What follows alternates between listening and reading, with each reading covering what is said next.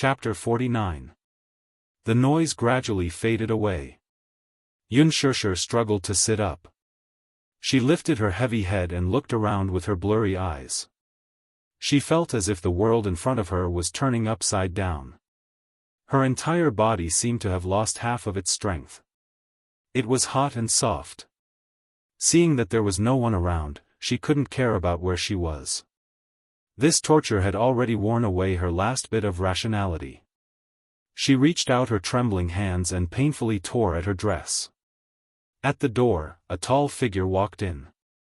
The man's imposing aura was intimidating.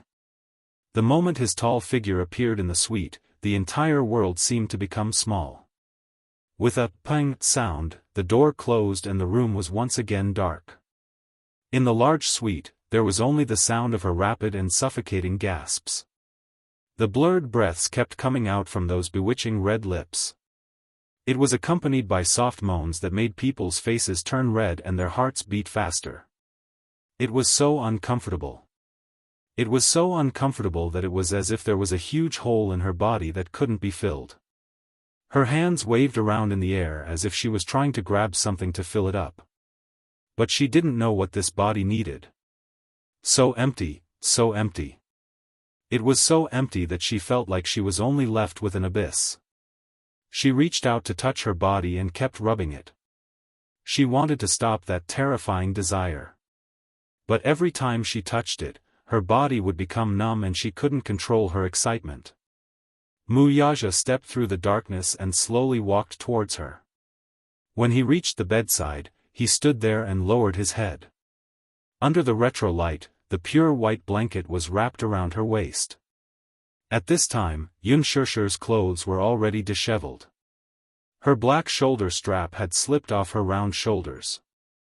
Her face was strangely flushed, and her eyes were seductive. Her hands tore at her dress with great force, appearing to be in extreme pain. Wuxia looked at her coldly but didn't make a move. His gaze gradually turned cold. He never thought that they would meet again in this way. That man said that he bought her for 200,000? What, could it be that the remuneration he paid 6 years ago was far from enough? So much so that she didn't hesitate to sell her body for this kind of thing? Or was it that she had been like this for the past few years? And he was just the beginning of her using his body? Since then, how many people had touched her body? Wuxia's lips curled up in mockery. His clear and cold eyes contained a bone-piercing coldness and a hint of disgust. He turned around and wanted to leave.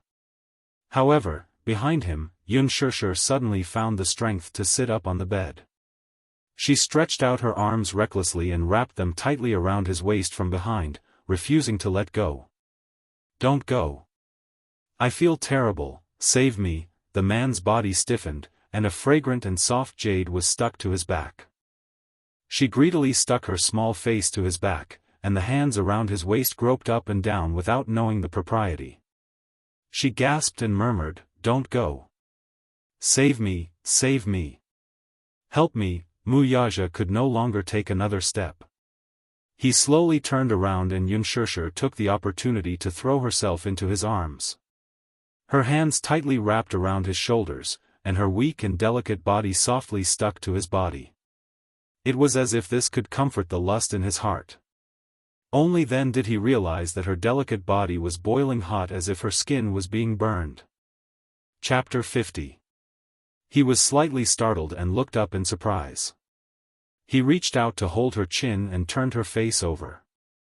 Lowering his head, Wuxia saw that her eyes were blurred and deep. There was something wrong. Just as he was lost in his thoughts, Yunshursher clung onto his shoulders, leaned in, and eagerly kissed him on the lips. Wuxia narrowed his eyes and subconsciously tried to avoid her, but she hugged his neck tightly and did not let him avoid her. She broke into his mouth without any hesitation. She kissed him fiercely, but there was no technique. She was extremely inexperienced and even clumsy, and she was a little desperate. Just by relying on the raging desire in her body, she ravaged his cold thin lips as if she was possessed. Her teeth nibbled on his lips, and the tip of her tongue invaded his lips and teased him randomly. Her hot breath burned his breath. Even so, this kiss, which had no skill to speak of, still teased his body to the point where it was hard to endure. Unspoken kissed him crazily. Her kiss slid all the way down to his moving Adam's apple. The tip of her tongue hooked and gently bit him. Wuxia's body suddenly stiffened, and a dangerous look faintly appeared in his eyes. But she was completely undecided. Her empty body was uncomfortably hot. After a series of movements, her shoulder straps completely slipped off. Her dress slid down to her waist as the two bodies kept rubbing against each other. That smooth and delicate body was suddenly exposed to the air. The breathtaking beauty caused his body to rapidly grow hot and dry. Wuxia looked down at the woman in his arms who was causing trouble. She did not seem to realize what she was doing at all. He always had good self-control and could even get married without touching a woman for 3 years. But now, he could not stand her instigation. Save me, save me, the drug in her body was forcing her to seek more. Unspoken opened her empty eyes. While he was in a daze, she anxiously reached out to buckle his belt and carelessly unbuckled it. Driven by her primitive instincts, she seemed to have forgotten herself. The man's sexy face was now covered in cold sweat, but he was trying to restrain the fire in his heart. His body had such a strong reaction to her. For more than 10 years, there was no lack of beautiful or enchanting women by his side. However, he was cold. No matter how the other women teased him, he did not feel anything. What he didn't know was that a man's body had a memory. Once he had tasted the beauty of the world, he would never be able to forget it. He didn't know what kind of magic was hidden in this woman's body, but she had the ability to make him crave for more. Unspoken's trembling little hands were messing around in his arms, her movements rough and clumsy. She frowned slightly and followed her instincts, but in the end, she did not get the main point. Wuxia's throat tightened, and a numb feeling swept across his waist like an electric shock. This woman was deliberately forcing him to lose control. Hot. So hot. Help me, not knowing how to proceed, she kissed his thin lips with trembling hands, seeking his help. Hurry up and save me. Can you save me? It's so uncomfortable. Unspoken straightened her body, her fair and beautiful arms slowly circling around his waist. Her breath, which smelled like orchids, brushed against his lips and completely destroyed his last bit of rationality. Wuxia raised his hand, and his 5 fingers suddenly threaded through her hair. His palm clasped the back of her neck, and her whole body was heavily pressed against him. He bit her lips fiercely, and his cold eyes focused on her face. Remember, this is what you said. Chapter 51. Unspoken subconsciously followed her primitive instincts. Her hands tightly held onto his shoulders, as if she wanted to merge into each other's flesh and blood. The two of them intimately snuggled together without any gap between them. Heavily pressing her against the cold wall, Unspoken couldn't help but gasp in pain. Wuxia lowered his head and kissed her lips, the tip of his tongue entering. At this moment, he couldn't help but sigh at the Creator's holiness and wisdom. The man he created was sexy and firm, while the woman was soft and charming. The perfect match between a man and a woman appeared at this moment. Wuxia tightly pinched her cheeks, as if to let her feel it. He purposely used force without any gentleness.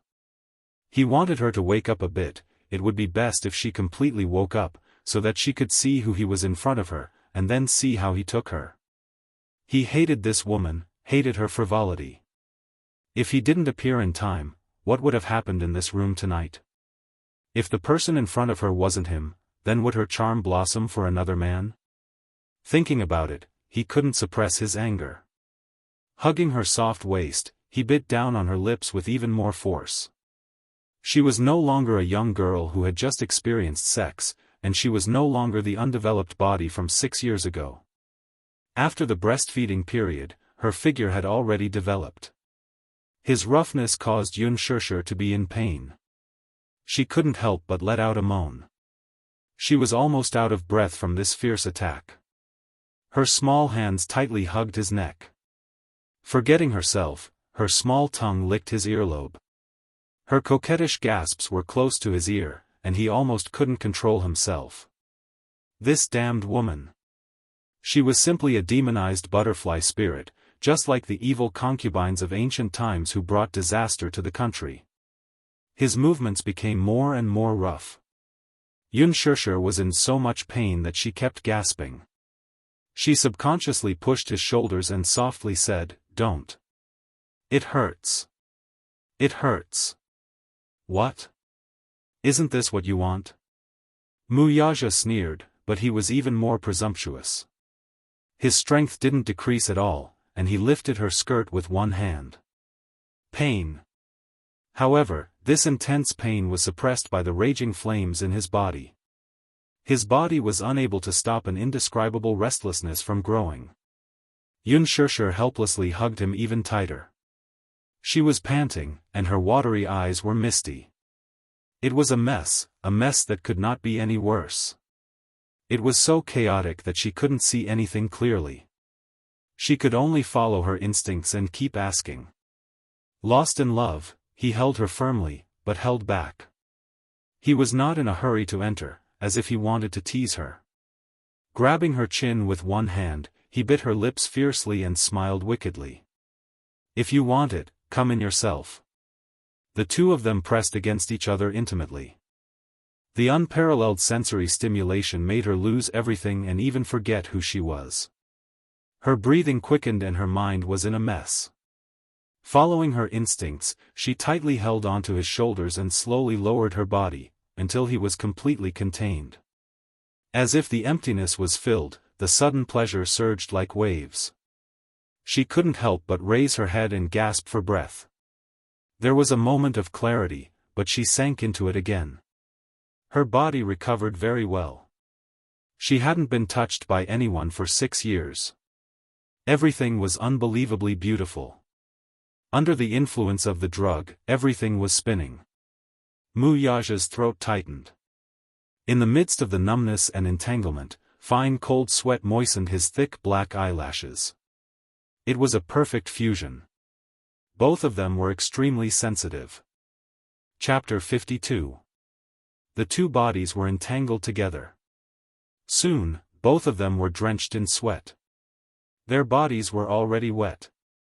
That kind of suffocating feeling was as if the two of them were closely intertwined, as if they were going to blend into each other's bones and blood. It was as if it was extremely dazzling and carefree. Following that, there was an indescribable feeling of pleasure and passion. In the midst of passion, Unspoken climbed over his shoulders, grabbed his broad palm and intertwined her fingers with his.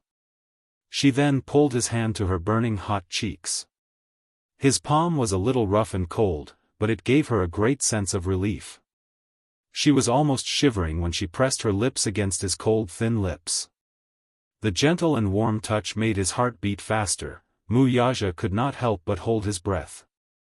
He was actually stunned by this intimate kiss between lovers. This time, he did not avoid it. Instead, he pressed his lips tightly against hers and kissed her deeply. He closed his eyes and suddenly opened them again. His dark eyes stared at the woman who was as enchanting as a blooming flower for him. He suddenly hugged her and pressed her on the bed, occupying her to the greatest extent. Unspoken's breathing spilled out from her broken lips. In the end, after he fiercely thrust into her, the person under him trembled and held him tightly. It was as if a white light flashed in his mind. The two of them were finally forced to the dazzling clouds by this extreme wave. It had to be said that the passion-hunting powder's effect was really fierce. Wuxia pressed her down and wantonly wanted her for 3 more times. Only then did the effect of the drug dissipate. When he regained his senses from the lingering charm of passion, the sky was already bright. The person in his arms had dissipated the effect of the drug. She was so tired that she fell asleep. Her 2 arms were tightly wrapped around his waist. She was weak and helpless. Both of them were wet and sticky. Her half-wet hair was stuck to his chest and there were some traces of itchiness. Looking at her body, there were ambiguous kiss marks all over her body, as well as the bruises left by him. Every mark was a testimony to the crazy battle that lasted the entire night. He must be crazy to do this. They had been engaged for 3 years and he had always had outstanding self-control. He had never even touched a woman, but he had lost control over this woman again and again. He was obviously conflicted because he never had any self-control when it came to this woman. More importantly, she was Xiao Yichen's biological mother. Mu Yaja lowered his eyes and his gaze fell on her petite figure. She was so thin and weak that it was pitiful. His large palm gently covered her face. Her face was not even as big as his palm. He wondered what kind of life she had been living for the past 6 years. What kind of life trajectory was it? Back then, that sky-high amount of remuneration was almost the lifetime income of an ordinary person. She should be able to live a complete life, right? However, she was even thinner than 6 years ago. Her face was pale and weak, and her waist was so delicate that it seemed as if he could grasp it with one hand. Had she finished her studies in the past 6 years? Do you have a good job? Does he have a stable family? Or perhaps, she would get married? When he thought of this, his heart almost couldn't control itself. His heart suddenly skipped a beat, and for some unknown reason, a strange feeling arose in his heart. Was she married? Damn it, he was actually very concerned about this question. When he thought of this delicious woman, if other people were to touch even an inch of her, a flame ignited in his heart. Chapter 53. Yunshusher, who was in a deep sleep, had no idea that the man beside her, who was holding her in his arms, was staring at her sleeping face with a knot in his heart. He sighed helplessly. He looked at the bruises all over her body and decided to wash up with her. He got up, carried her into the bathroom, and cleaned her up. For more than 20 years, he had always been the king in the limelight. He was born with a silver spoon in his mouth and lived a life of luxury. He had always been very particular and had never served anyone. Even his most beloved son was left to the nanny to take care of. He had never taken care of anything other than material things. As a result, his movements were extremely clumsy and he hurt her a few times. Even in her sleep, she still groaned in dissatisfaction like a weak kitten. It also seemed like she was acting coquettishly to him, making a silent complaint. Women were all delicate, and she was no exception. Which woman didn't yearn to be doted on and protected in the palm of his hand? However, in her bumpy life, no man had ever truly doted on her. Seeing her frown slightly, he actually didn't notice that his heart had softened. Even his movements couldn't help but become gentler. In the meantime, he called for room service and ordered the servants to change the crumpled sheets. If Yunshusher was awake at this moment and saw the bed sheets that had been through war, she would be so embarrassed that she wouldn't be able to lift her head.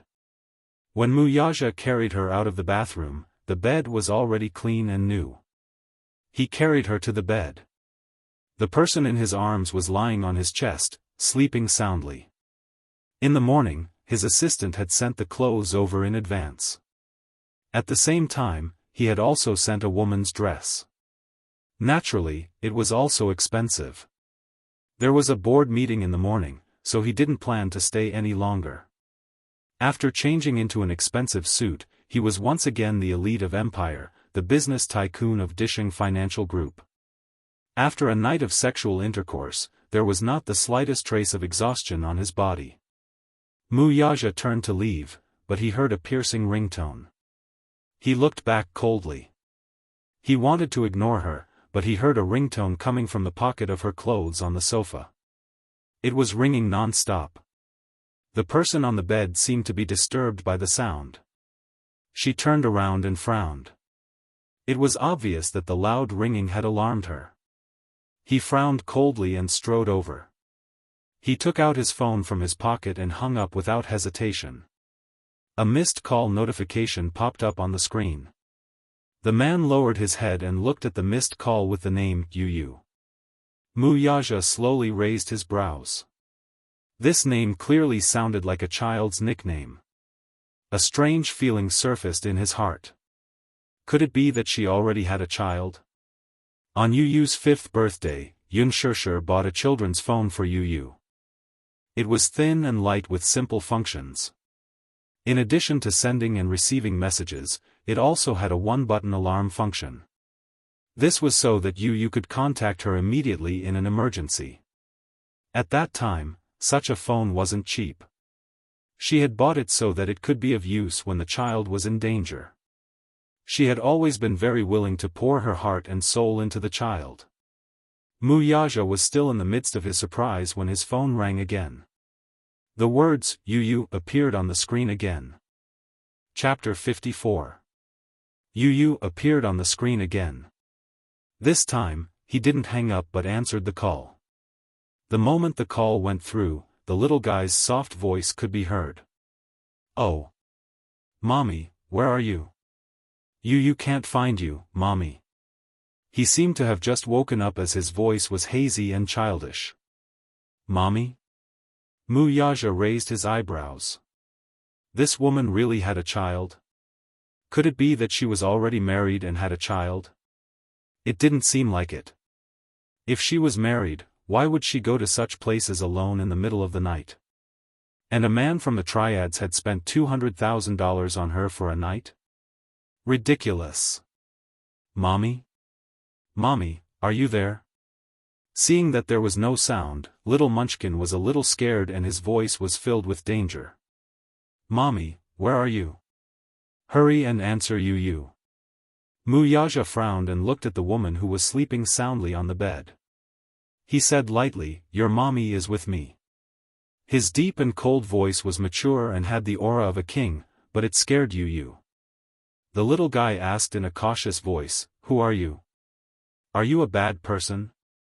Being alert was a child's trait. Wuxia pondered for a moment and held his forehead helplessly. "I am," he didn't know how to answer at that moment. He couldn't say for sure. Who was he to her? Was he her employer? That was 6 years ago. He was no longer her employer now. He sneered again. Was he her sugar daddy now? "Why is Mommy with you?" the little guy asked anxiously. "Your mommy is busy." He gave a perfunctory answer. Obviously, he didn't want to waste too much time with this little guy. Really? It was a lame lie, but the little guy unexpectedly believed it. His tone instantly became cautious. "Then Yu, did I disturb Mommy's work?" She subconsciously associated "I'm busy" with work. What a naive child. "No." Wuxia's tone was gentle. He didn't know why, but he couldn't be as cold as usual when facing this child. "Mommy, you've worked so hard. Uncle, don't let her work the night shift anymore. Yu is scared when she doesn't see Mommy in the middle of the night." Yu's soft and cute voice reminded him of Muichen. It was the same situation when she acted coquettishly towards him. It was as beautiful as the sound of nature. Could it be that all her children had inherited her beautiful voice? When she acted coquettishly, she whined like a kitten. Night shift? The night shift that Yu mentioned sounded extremely grating to Wuxia. It turned out that what happened last night was not an accident.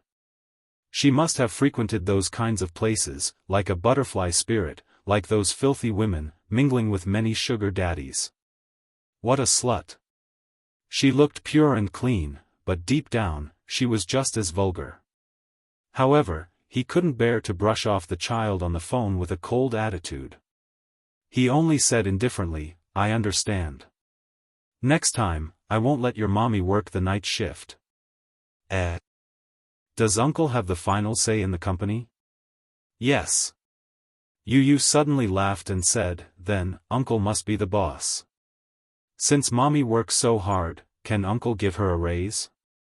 Then, he can give her a full-service bonus at the end of the year, some consolation gifts on Women's Day, and some bonuses on Mother's Day.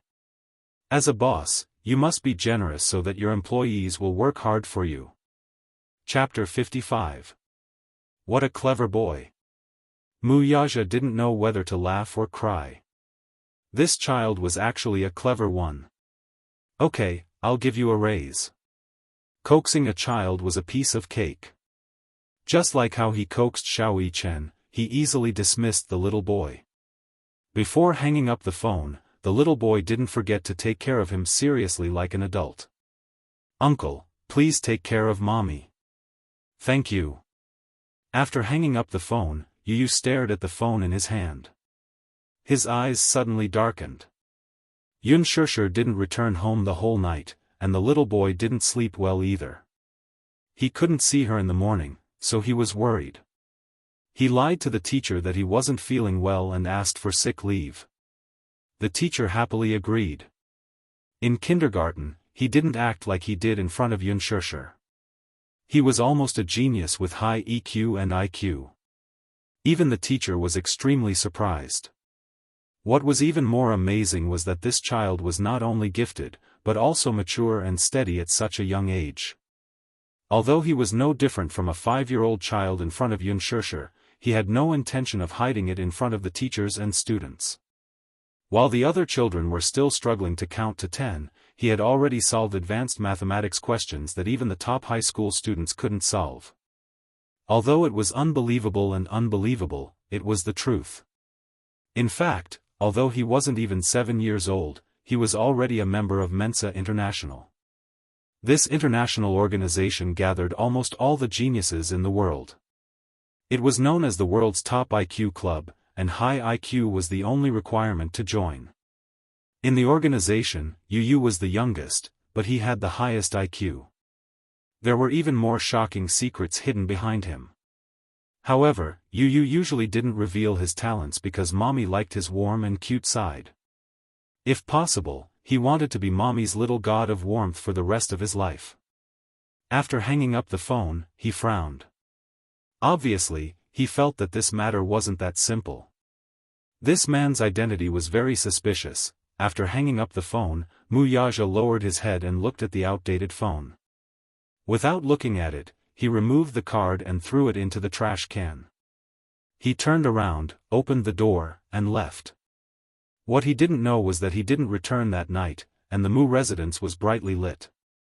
For the whole night, Wuxia waited for Wuxia to come home. But this time, she waited until dawn, but he was nowhere to be seen. At this moment, Wuxia was sitting in the dining room. The atmosphere was heavy. She was so angry that she wanted to smash something. The servants behind her were all trembling with fear, afraid that they would be implicated. Wuxia's concept of time was very fixed.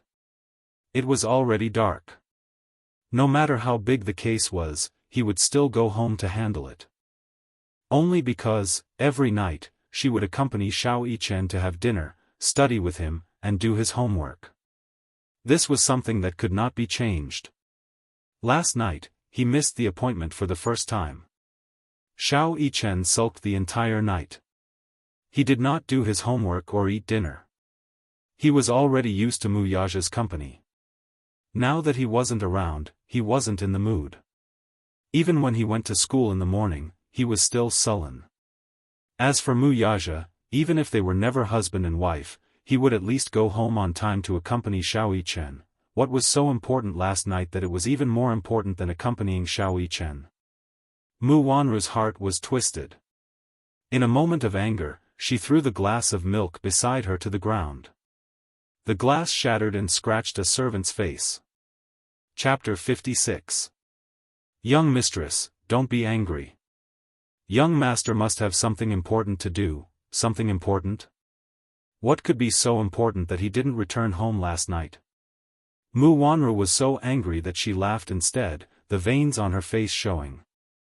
She felt uneasy, so uneasy. It was as if something precious to her was going to be snatched away from her. Wuxia bit her lower lip as an unprecedented sense of uneasiness engulfed her. Alcohol was really an annoying thing, not to mention to people who were allergic to it. When Unspoken woke up, it was already 2 in the afternoon. She opened her sleepy eyes and saw the luxurious decoration in the luxurious suite. She was a little confused and didn't know why she was here. Then, her mind was blank. After a night of sexual intercourse, her mind was still in a confused state and she couldn't recognize the scene in front of her. The side effects of the drug made her memory of what happened last night unclear.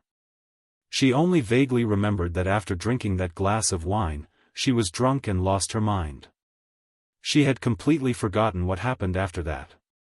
After a night of sexual intercourse, her body was exhausted. But other than that, she didn't understand what happened. Why was she lying here naked? Thinking about it, she was terrified and frightened. Last night's passion, which seemed to be filled with the flames of war, had almost broken all the bones in her body. However, she still couldn't make up her mind. She subconsciously moved her body, wanting to get up. But just as she moved her legs, she felt a wave of soreness. Then, there was a tearing pain in her lower body. Yunshirshi's heart skipped a beat. This feeling wasn't unfamiliar to her. This was clearly a feeling that only came about after experiencing the deed. Her gaze was a little sluggish. She reached out and lifted the quilt, but she was shocked by her bruises all over her body. Those densely packed kiss marks, as well as those ambiguous kiss marks, were as terrifying as being bitten by poisonous insects. At that moment, her heart suddenly jumped, and she was petrified as if she had been struck by lightning. In the dressing mirror, her whole face was like a cracked mask, on the verge of shattering. It was obvious that she understood what had happened to her. Although, in these 6 years, she had never done it with a man. But, she was no longer the ignorant 16-year-old girl. After experiencing sex, the soreness at the base of her thighs invisibly complained to her about what had happened last night. Yunshirsher held her forehead in frustration. She tried hard to recall what had happened last night, but her memory stopped at the moment when she was forced to drink. After that, her memory was blurry, and she couldn't recall anything. She only remembered the man who was called Brother Chang. Could it be him? God! What kind of trouble did she get herself into? Yun Na owed her money. Did she have to torture her just because she was Yun Na's sister? A wave of destructive despair hit her. She was tongue-tied as she opened her mouth, her shoulders trembling uncontrollably. Yun Shirshirs heard a familiar voice, Yun, SSS. Miss Yun, you're awake. Startled, Yun, Yunt. Chapter 57. She saw a straight figure sitting on the sofa. She was dressed in a well-ironed business suit and had her hair tied up in a bun. She looked like a woman. She was in a state of shock just now and didn't realize that there was a second person in the room. She narrowed her eyes, trying to see her face clearly. However, the room was too dark, so she couldn't see her face clearly. She had some impression of this voice, but she couldn't remember it clearly. She was stunned for a moment. You are. When the man saw that she had woken up, he slowly stood up and walked to the window. With a pull of his hand, he pulled the curtains open. With the sunlight shining in, the woman politely turned around. Yunshirsher finally saw her face clearly. So familiar, so familiar. She must have seen this woman before, but she couldn't remember. Secretary Li saw that she was still in a state of confusion and didn't care about her scrutinizing gaze. She took some warm water and a small pill from the table and handed it over respectfully. Miss Yun, please take your medicine. After what happened last night, Yunshirsher was much more cautious when strangers handed her things. She stared straight at her and didn't reach out to take it. Secretary Li seemed to understand her worries and smiled. Don't worry. This is the morning after pill. I'm sure Miss Yun doesn't want to have any problems. Please take the medicine. Yunshirsher took the medicine in a daze and drank it with warm water. The medicine went down her throat and into her stomach. She was so nervous that even her lips were trembling. Secretary Li swiftly brought her a new set of clothes, including a new set of underwear. All the measurements were just right, neither too big nor too small. Yunshirsher saw it and her cheeks burned. She grabbed her underwear and stared at her uncomfortably. The latter understood and left the room. Unspoken then started to put on her clothes. When she opened the door, she saw her standing outside. When she saw that Unspoken was dressed, she calmly turned around and said to her, "Miss Yun, are you ready?" At that moment, her elegant smile opened up a memory that had been sealed away for a long time. This woman was clearly, Unspoken suddenly reacted. She pointed her finger stiffly at her and widened her eyes in disbelief. Did this woman just feed her the contraceptive pill? How ironic. 6 years ago, because of that contract, this woman was very careful in everything, no matter how big or small, to protect her child. When they met again 6 years later, she didn't allow her to refuse and fed her contraceptive pills. She didn't respond to her surprise at all. She just smiled and said, "The president wants to see you." "I won't see him." She immediately refused. "I can't see him. I won't." It was impossible for Unspoken to forget this woman. On the contrary, she remembered her deeply. Although she didn't recognize her at first glance, she still remembered the secretary who had accompanied her for 8 months during her long pregnancy 6 years ago. But for a moment, there were too many doubts and uneasiness in her heart. She didn't understand why the first person to appear in front of her in such a chaotic moment when she opened her eyes was her. Then what exactly happened last night? Was it related to that man? How could this be? That's impossible, but if it wasn't because of this, then what was it? Yu. Could it be that this man knew about Yu's existence, so he came to find her and asked her for Yu back? Chapter 58. Yu. Oh my God. She couldn't let anyone take it away from her. Unspoken suddenly realized that it was already afternoon. If Yu didn't see her when he woke up, wouldn't he be worried about her? She subconsciously wanted to touch her pocket, but then she realized that her clothes were no longer her old ones, and her phone was gone. She turned around and wanted to go to her room to find her phone to make a call, but she was stopped by her secretary. "Miss Yun, what are you? I'm going to find my phone." Unspoken didn't dare to mention Yu. She was only worried that Yu would be worried about her at home. Lilan smiled and took out a brand new branded phone from her briefcase. She handed it over and said with a smile, "This is your new phone. The SIM card is also in it." The phone was the latest model from Apple. It had a big screen, a fast 4G network, and a fingerprint unlock. It was worth a few thousand yuan. Unspoken had always used functional phones that cost a few hundred yuan. She was never willing to buy a phone that cost a few thousand yuan. For me? She took it in a daze. She didn't understand why she was giving her a phone. "Yes. Your phone is broken. This is a little gift from the CEO. Please accept it." She felt strange. How could a phone be broken? She didn't expect that Wuxia would throw it away when he saw that the phone was too outdated. Unspoken was a little nervous. She felt that the cold phone in her hand was a little hot. She faintly guessed that the man who had sex with her last night was the CEO she was talking about. She was his secretary.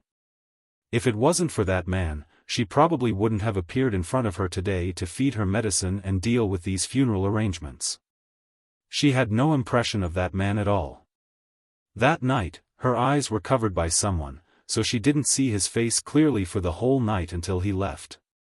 She could only vaguely make out the outline of his tall figure through the hazy moonlight. He was tall, slender, and handsome. His figure was like a perfect god. However, that night was an unforgettable nightmare for her for 6 years. She forced herself to forget the 6 years of nightmares. If it wasn't for Yu, she would probably still be unable to let go.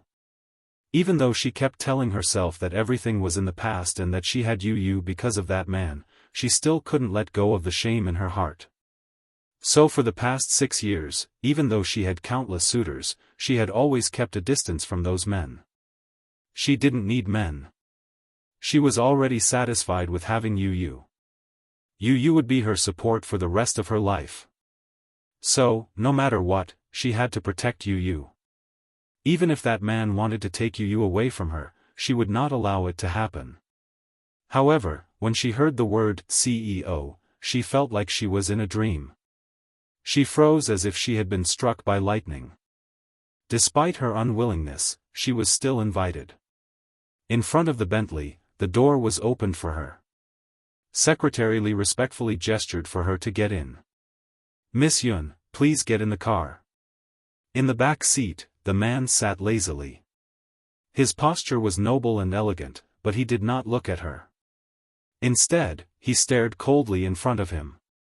His handsome side profile made him look reserved and cold, just like an arrogant emperor. However, even though it was only one meeting, Unspoken could still recognize him at a glance.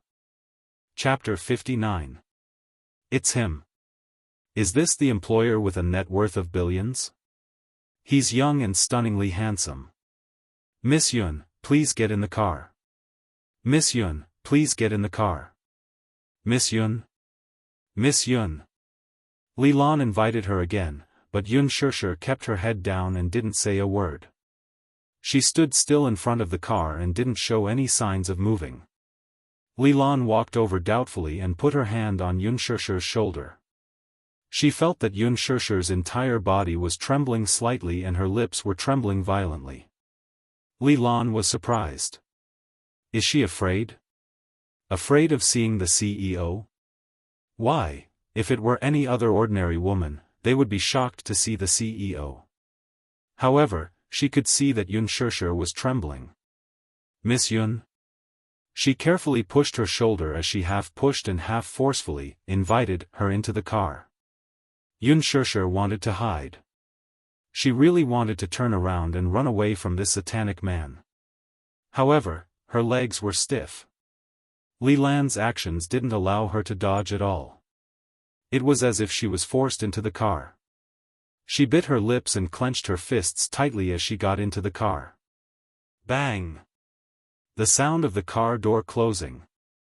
He had locked her in his world. It was as if she was isolated from the world. At that moment, she felt as if she was in an ice cellar. She felt cold from head to toe, so helpless. She was afraid. She was afraid that this man would dig out her ribs and take away her beloved Yu. Unspoken was so nervous that she was trembling all over. She lowered her head anxiously and didn't dare to look up at him. Her mind was in a mess. When she first saw this man, she felt dizzy as if the world was spinning. She also felt that God was teasing her. Then, she felt an uncontrollable chill in her heart. How could it be him? The arrogant man who bumped into her that day. The man from last night, could it be him? She couldn't be wrong. Even though she couldn't remember what happened, she could smell the seductive fragrance on the man's body. "The president wants to see you." Recalling Li Lan's respectful words, Unspoken's heart is terribly cold. Why does he want to see her? Or was it just as she had guessed, that this man knew about Yu's existence and was here to ask her for Yu back? At the thought of this possibility, Unspoken felt her vision darken, and her heart sank into the abyss of despair. There was no movement in the carriage for a long time. The rustling sound of a fountain pen rubbing against a piece of paper could be heard. The atmosphere was so tense that it was almost suffocating. Unspoken's forehead was covered with fine sweat, and her palms were soaked with cold sweat. She opened her mouth, wanting to break the strange silence, but to her chagrin, she realized that she had such an intimate relationship with him, but she didn't even know this man's name, or even his surname. She closed her eyes tightly and opened her mouth in defeat. She said in an obscure voice, "President." "Sir, you," before she could finish speaking, she was forcefully pulled by him. Her vision turned upside down, and before she could understand what was happening, she was pulled onto his body, and in an extremely ambiguous position, she was tightly overlapped with him. Chapter 60. Unspoken sucked in a gasp of shock. She looked up in shock, only to meet his deep and dark eyes. The man smiled and reached out to clasp her chin, forcing her to meet his deep gaze. His enchanting and slender fingers caressed her slightly pale lips, and he heavily pressed his lips against hers. Until she let out a painful gasp. He smiled again, the corners of his lips forming a sexy arc as his thin lips tugged upwards. He was wearing a well-ironed black shirt and a pair of slender trousers. The top 2 buttons of his shirt were slightly unbuttoned, faintly revealing the wild and beautiful curves of his muscles. He was tall and straight. Even in such a spacious space, it couldn't help but seem a little narrow. That innate imperial aura made the atmosphere in the entire car become oppressive. Unspoken looked at him evasively and suddenly felt that it was a little difficult to breathe. This was her employer from 6 years ago? Previously, because she had been blindfolded, she didn't have any impression of this man. But now that she saw him, he was younger than she had imagined. Moreover, he was shockingly handsome and had a heroic spirit. However, his bewitching eyes and deep smile made her feel even more uneasy. Wuxia studied the various emotions that surfaced on her face with great interest. Uneasiness, fear, shock, and surprise. She seemed to be shy, but more than that, she was afraid. However, it was precisely this kind of naive reaction that made people feel that she was so cute. It wasn't that kind of pretentious. This kind of cuteness, sometimes, could make men want to cherish her. Sometimes, it made people want to ruthlessly ravage, violate, or even conquer her, so that they could enjoy her aggrieved and coquettish expression. Realizing that his gaze was getting deeper, Unspoken's heart tightened and she looked down. Her eyelashes were trembling slightly, and her eyes were somewhat flustered. Her small hands were tangled together, and she looked very pitiful. However, her expression was extremely seductive. Looking at her, he thought of last night's passionate night. Thinking of this woman's shy and coquettish manner under his body, his lower abdomen inexplicably heated up. His body couldn't help but yearn for her. He even wanted to do her ruthlessly in this car. As he thought of this, he moved and held the back of her neck.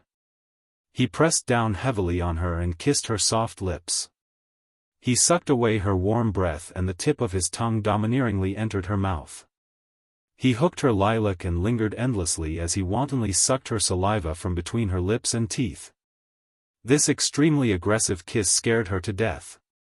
Panicking, she hastily placed her small hands on his chest and pushed him away with all her might. This only served to further ignite his ambition to conquer her.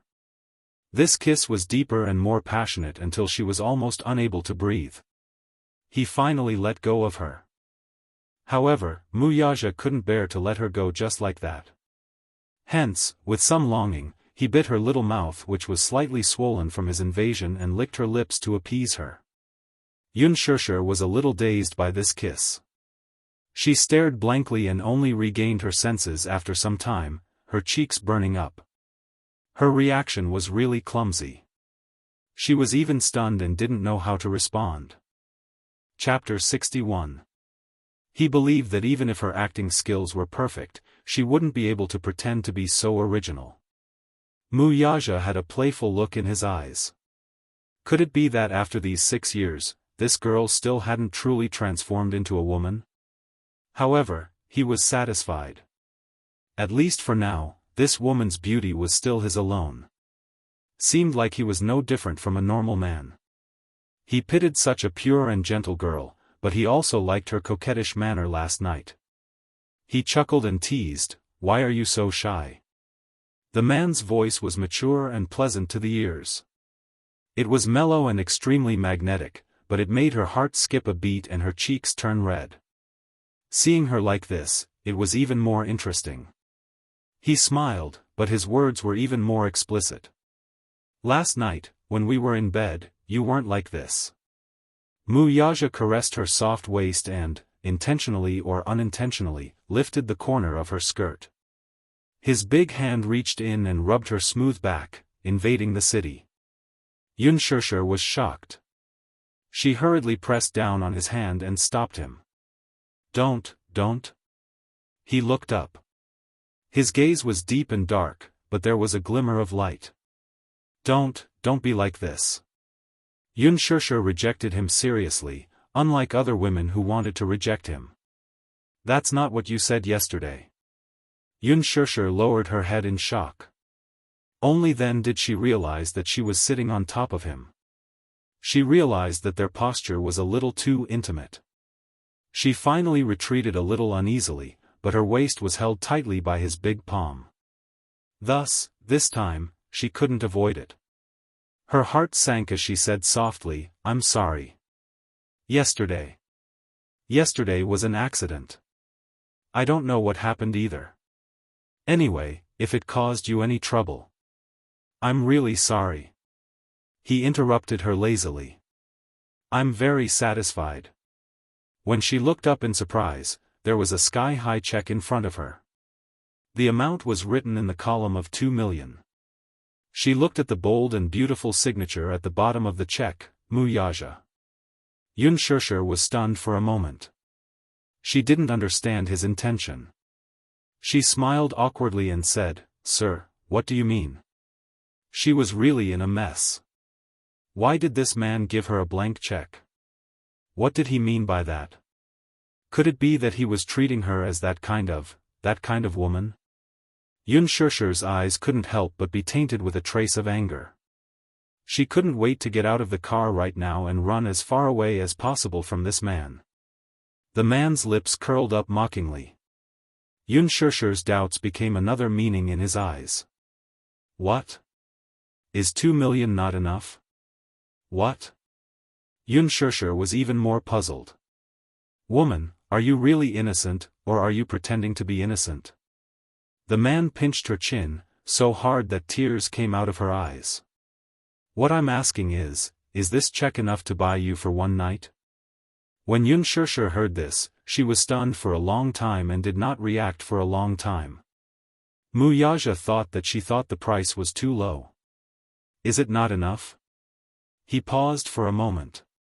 His well-defined jaw looked cold and heartless at this moment. Every word of his was like the tip of a knife, cutting into her dignity. Then how much do you need to buy you for one night? A villa, a bungalow, a Mercedes-Benz. Whatever you want, just tell me. I have it all.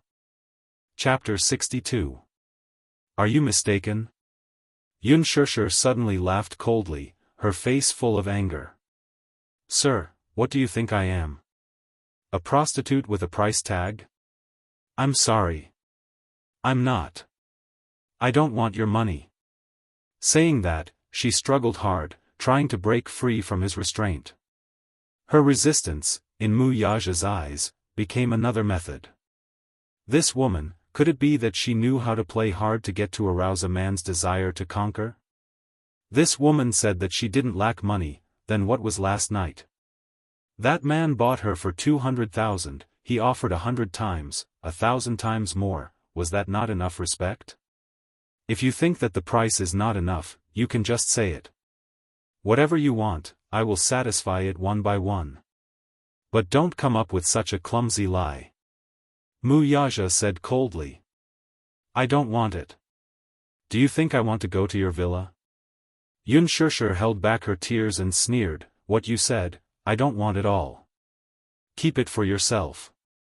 Then what was last night? If you are a pure woman, why did you lie on someone else's bed? Wuxia suddenly laughed cruelly. He bought you for 200,000, I offered 220 million, it is already a great gift to you. Thinking of last night, if it wasn't for him, then what kind of situation would she have with that disgusting man? She was obviously a woman who would do anything for money, but why did she pretend to be virtuous in front of him? Gift? When Unspoken heard that, she was stunned and as stiff as a rock. Last night. She already couldn't remember what happened, she only remembered that in her blurry memory, there was a man's handsome silhouette. When she woke up, her whole body was sore, she was no longer a girl, so she knew clearly what happened last night. But no matter what, it was an accident, it wasn't up to this man to interrogate her. Who did he think he was? That he was her master? Could it be that because of this accident, this man gave her an unpardonable death sentence and believed that she was a woman who only cared about money? Or, in his eyes, she was such a lowly woman? What? Don't tell me you want me to be grateful for your favor? Xianxia suddenly smiled coldly. On her pale face, the pair of beautiful and clear eyes were dim like a black jade covered in dust. So, Mr. CEO wants to buy me. Wuxia calmly hugged her neck and whispered in her ear, otherwise? Why do you want to buy me? Xianxia pretended to be calm and smiled. Mr. CEO, you are as arrogant as a god, handsome and elegant, you are never lacking in women, right? The smile on Wuxia's face instantly froze. His lips were tightly pursed, and there was a tinge of tension in his eyes. In the capital, his power was overwhelming, and there was no lack of beauties around him. Those who coveted his daughter from a prestigious family were even more plentiful. It was never difficult for Wuxia to choose a woman for himself. But his body was picky and only reacted passionately to this woman. Whenever he got close to her, a certain part of his body would become as hot as iron. The desire to possess her was like a raging fire, almost burning his rationality. But other women couldn't. Xianxia saw that he was silent and smiled coldly. Mr. CEO, I am very expensive. Can you afford it? Wuxia smiled deeply. How much? Chapter 63. 200 million. The moment she opened her mouth, it was a sky-high price. Wuxia smiled faintly. Even if Disheng Financial Group was as rich as a country and he was extravagant, he still had to see if it was worth it. 200 million. You? Can you afford it? Didn't you ask me how much I want? Didn't you say that you have everything you need? A villa, a luxury car, and money? I just want 200 million from you. Can't you afford it? Xianxia smiled, picked up a corner of the check, and tore it into pieces right in front of him. You're just SSO. Wuxia's face was tense and frosty. Xianxia did not know where she got the courage to grab the man's chin. Wuxia's facial features were extremely handsome, especially the curve of his chin. She looked straight at him and suddenly sneered. Men are so despicable. You're guarding your heart, but you want to spend money to buy a woman. Mr. CEO, don't you know that what you buy is never true? How much is your heart worth? Wuxia suddenly became interested. He found this woman very interesting and asked back, 200 million. Is it worth it? Xianxia's smile grew colder. Right in front of him, she tore the check in her hand into pieces and threw them at his face. No one's heart can be clearly priced. If you want it. Xianxia paused and used her fingertips to poke at his heart. At least exchange it with your here. Wuxia was still in a daze. Xianxia suddenly pushed him away, unlocked the car door at lightning speed, opened the door, and jumped out of the speeding Bentley. Fortunately, the Bentley happened to hit a traffic signal and was not going fast. Xianxia got up from the ground, covered her bruised elbow, and ran away without looking back. Her fluttering white dress was like a fluttering white butterfly, beautiful and moving. The Bentley came to an abrupt stop. The secretary, who was sitting in the front passenger seat, was stunned when she saw the girl jump out of the car. Her heart was already filled with shock. In the capital, Chairman Mu had always beckoned with his finger. No matter if it was a young model, a diva, or a young lady from a prestigious family, they would always be overwhelmed by his favor. However, the CEO had always been cold and had never taken a fancy to any woman. If he took a second look at a woman, her heart would probably jump out of her throat. In the entertainment empire controlled by the Mu Group, any artiste in the circle who was involved in a scandal with the president would be hyped up by the entertainment reporters. But this girl rejected him from 1,000 miles away. What was he thinking? If she could catch the CEO's eye, she would not have to worry about wealth and glory for the rest of her life. It didn't seem like she was playing hard to get. The way she looked at the president was as if she was guarding against a wolf. It was as if the president was some kind of ferocious beast that would eat her alive. Thinking of this, she smiled and said, "Chairman Mu, this girl is really stubborn. She's different from the other women." From the bottom of her heart, she admired this girl who was humble on the surface but proud on the inside. Mu Yaja retracted his gaze and did not linger any longer. His eyes were filled with coldness. "Drive." The Bentley started slowly and sped away. When Yu saw that Yunshishir had not returned home, he went out and wanted to get a new phone.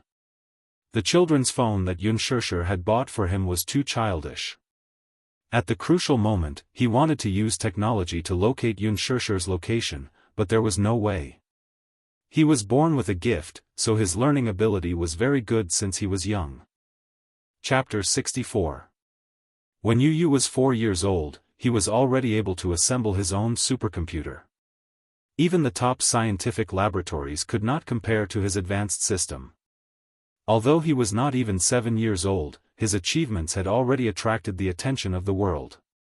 However, all of this was a secret that he had buried deep in his heart. When he passed by the bookshelf, he accidentally caught a glimpse of an entertainment magazine. Yu's gaze was inexplicably attracted by the handsome man in the magazine. He gently tiptoed and took down the brand new magazine. He skimmed through it. The title was "A Mysterious Woman Hooks Up with Mu's Crown Prince, Has a Secret Rendezvous in the Middle of the Night, Suspected Secret Relationship Exposed." The cover of the magazine was a candid shot of a handsome man and a slender girl with a blurry figure at the entrance of a hotel. The mysterious woman was none other than Lu Yushi, who was now known as the new starlet.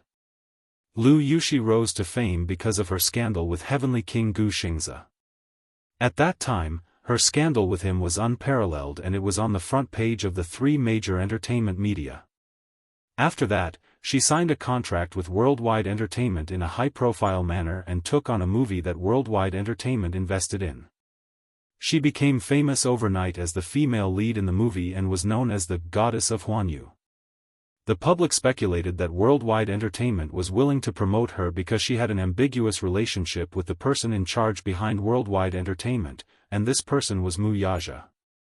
As for how the magazine was able to capture this picture, it was probably mostly due to luck. They had always wanted to gossip about Lu Yushi's mysterious private background, but they had inadvertently captured this ambiguous picture. Mu Yaja had never been involved in any scandals before, so it was rarely published in the newspapers. It was precisely because of the influence and prominent status of the Mu Corporation, coupled with the fact that he had always been mysterious, that most of the news about him was just groundless speculation. Moreover, if any newspaper or magazine dared to publish a scandal about him, they would probably receive a negotiation call from the Mu Corporation the next day. However, what attracted Yu's attention was not the title, but the man in the photo. His facial features, eyebrows, eyes, and even his demeanor were 80% similar to his own. It was as if they were cast from the same mold. Oh, Yu widened his eyes in disbelief. He looked at the cover of the magazine and subconsciously touched his little face. There was a strange and suspicious look in the depths of his eyes. The same deep and captivating eyes, the same exquisite and straight nose, and even the same thin lips. Yu's mind was in a mess. Damn it! Similar, too similar. It was as if they were carved from the same mold. He and this man were simply copying and pasting. With many doubts in his mind, Yu left the bookstore and bought the magazine. As he walked down the street, he lowered his head and thought. Suddenly, a Bentley drove by. The old man sitting at the back of the car leaned on his cane and leaned back with a solemn expression. However, when he inadvertently cast his gaze out of the window, he caught a glimpse of an extremely familiar figure. "Stop!" he yelled, and the driver was shocked. He slammed on the brakes and stopped the Bentley by the side of the road. "Master, what's wrong?" The old man sat quietly and looked out of the window. His gaze was like an eagle's. Chapter 65. He watched as the child slowly walked past the car. Little Munchkin's handsome side profile, deep facial features, and the way he looked deep in thought. The elegant curve of his lips and his refined temperament were exactly the same as Mu Yaja's when he was young. He was even carved from the same mold as Xiao Yichen. If it weren't for the different temperament between his eyebrows and Xiao Yichen's, elegant, deep, mature, and steady. He even thought that this child was Xiao Yichen. He was slightly surprised. This child's appearance was so similar to Mu Yaja's. He was about 6 or 7 years old, and he could tell that he came from an ordinary family. How could there be such a coincidence? A gentle breeze blew past, and the child's silky hair brushed past his face. He raised his head slightly and took a closer look. This was definitely not a coincidence. The old man reached out to open the car door. When the chauffeur saw this, he hurriedly got out of the car and walked over to help him. However, the old man pushed him away and walked quickly toward the child with his cane. The chauffeur hurriedly followed. Old Master's health wasn't good, and he had to go to the hospital regularly every month. Before leaving, young Madam had repeatedly told him to take good care of Old Master. He couldn't let anything go wrong. Yu walked at a steady pace, but he gradually distanced himself from the old man. The old man pointed at him, and the chauffeur hurriedly strode forward. He grabbed Yu's sleeve and stopped him. "Stop right there." Yu was blocked by an unfamiliar man. He didn't know what was going on and stopped in his tracks. However, due to his good upbringing, he smiled elegantly. "Uncle, what's the matter?" An old man's voice came from behind him. "Child, turn around and let me take a look at you." When Yu heard this, he casually turned around and smiled at the old man. He was very cultured and knew how to be polite and respect the old man. The old man looked to be in his 60s. Although he didn't look very energetic and was a little thin, his gaze was sharp. Although there was no expression on his face, he exuded a dignified aura without being angry. His entire person exuded an extremely dignified and intimidating aura. It was obvious that he was a man who had experienced the wind and rain. With one look, one could tell that he was a big shot when he was young. Sizing up the child at such a close distance, it was simply unbelievable. This child was already so big. Could it be that he was Mu Yaja's illegitimate child? How was this possible? Aja had always been heartless to women. How could he have such a big child with another woman behind his back? She looked like she was carved out of the same mold as Xiao Yichen. Unbelievable. "Child, what's your name?" Yu smiled elegantly. He did not know why, but he did not like this old man staring at him. His thin lips curled up slightly. Although he was smiling, his eyes were cold and distant. "Grandpa, before my mommy left, she told me not to talk to strangers." The old man was shocked. This child's eyes and tone were shockingly mature and steady. His boldness and demeanor did not resemble that of a 6 or 7-year-old child. He was just like Mu Yaja when he was 9 years old. He was smart, deep, and mature. His deep gaze was extremely similar. "Who's your mommy? Tell me. Who my mommy is has nothing to do with you." After he finished speaking, he curled his lips into a smile and turned to leave.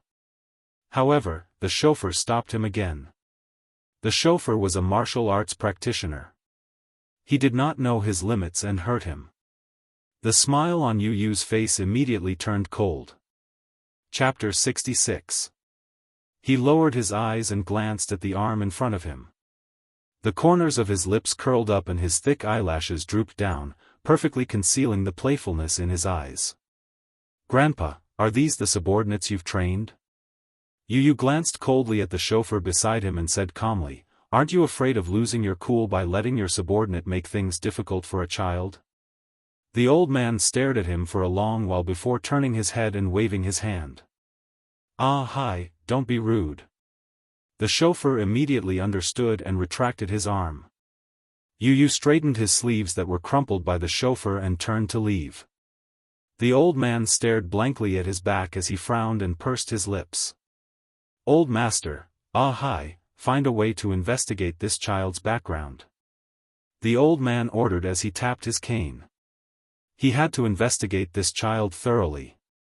This was because his intuition told him that there was no mistake. This child was definitely the blood of the Mu family. When he reached home, Yu put down his school bag and put on his teddy bear apron. He moved a small stool over and started to get busy in the kitchen. He cooked, washed the vegetables, turned on the stove, and fried the wok. Little Munchkin stepped on the stool and held a large spoon in his hand. In less than an hour, a meal that was comparable to a 5-star restaurant's was served on the table. He looked at the time and saw that it was not time to get off work yet. He took his clothes to the balcony and washed them, but Unspoken was still nowhere to be seen. Little Munchkin raised his eyebrows and took out a magazine from his school bag. He flipped through it page by page and looked at the photos. He frowned and pondered for a moment. Suddenly, he took out his phone from his pocket and dialed a number. Then, he took out a voice changer. This was a gadget that he had assembled himself. He had set up the voice of an adult man and stuck it next to the phone's microphone. It could change his childish voice into a deep man's voice. "Agent, I'm Arthur." A man's respectful voice came from the other end. "Yes. President, what can I do for you?" Yu tilted her head and tapped her fingers rhythmically on the table.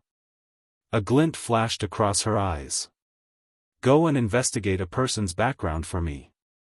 I want to know all of his information and movements." "Yes, President. Please go ahead." Yu's gaze fell on the photo in the magazine again. His fair, jade-like fingertips slowly caressed the side of the man's handsome face as he smiled. "CEO of Disheng Financial Group, Mu Yaja. Understood. Everything, no matter how big or small, please make a report and send it to my email." "All right." Yun Tianyu ended the call and fell into deep thought. He never believed that there would be two identical leaves in the world. He also didn't believe that there would be a man in this world who looked so similar to him. He even faintly suspected the relationship between this man and him. Regarding his father, it wasn't that he had never asked his mother about it since he was young, but his mother had always treated him as a child and had never told him the truth. She only said that his father was a military officer who had gone to the front line but had disappeared without a trace. In fact, this was not the first time he had suspected that his father was someone else. He didn't care who his father was, though. Mommy was enough for him. He didn't care if he didn't have a daddy. In any case, with or without him, his life would not change at all, right? Chapter 67. However, just because he did not care, it did not mean that he was not curious. Children had an inexplicable sense of respect and reverence for their fathers since they were young.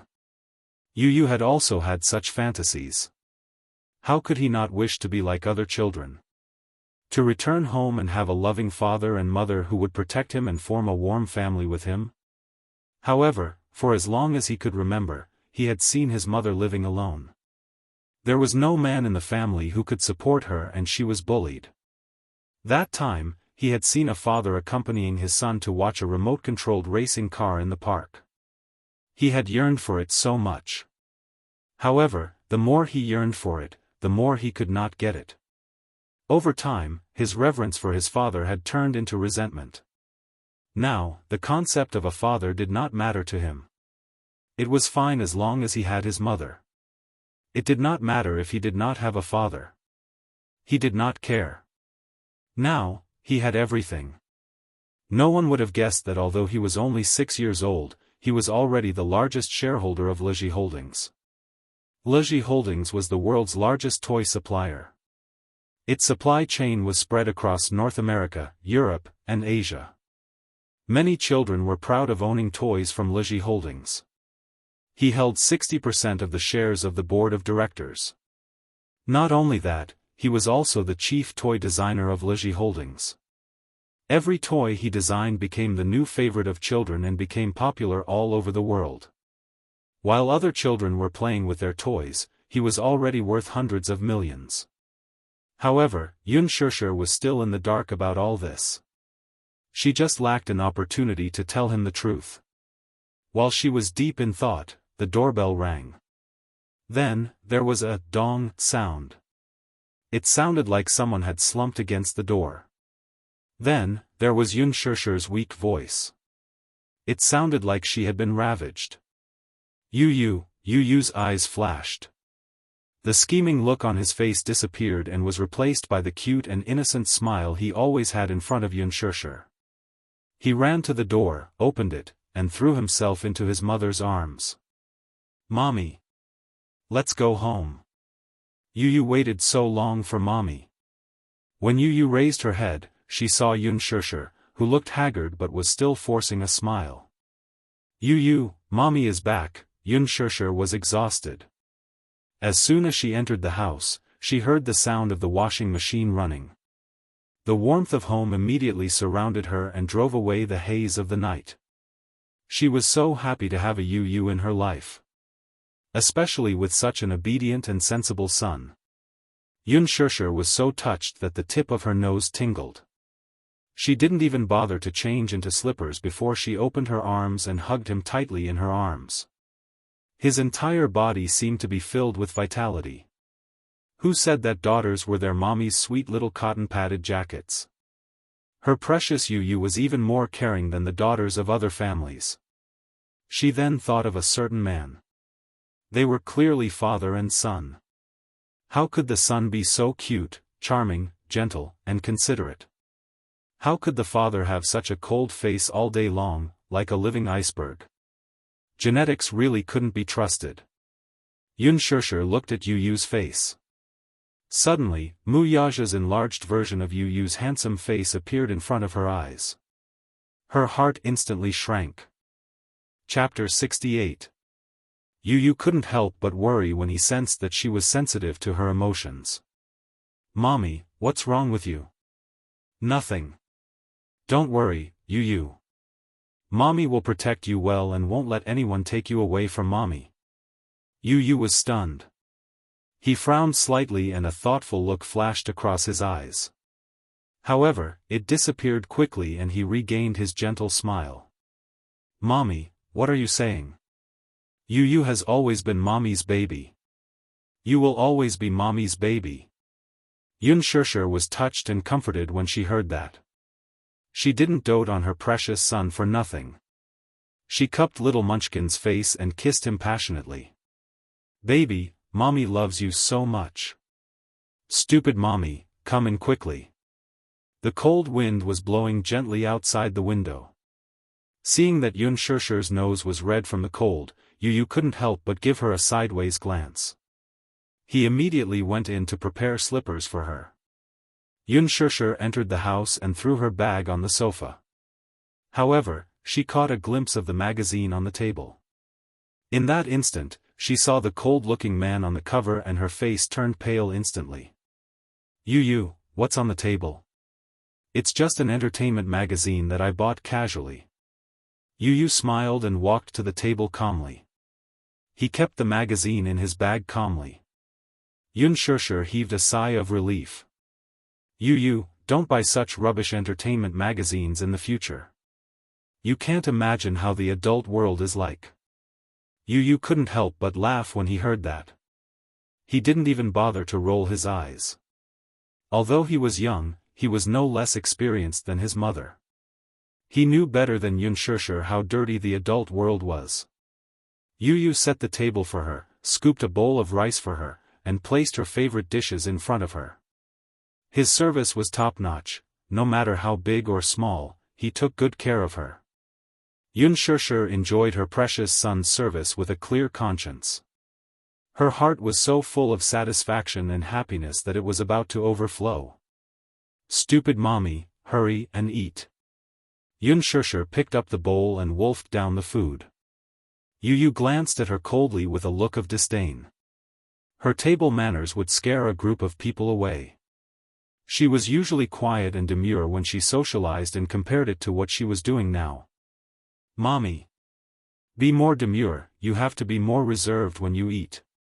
You have to eat your food.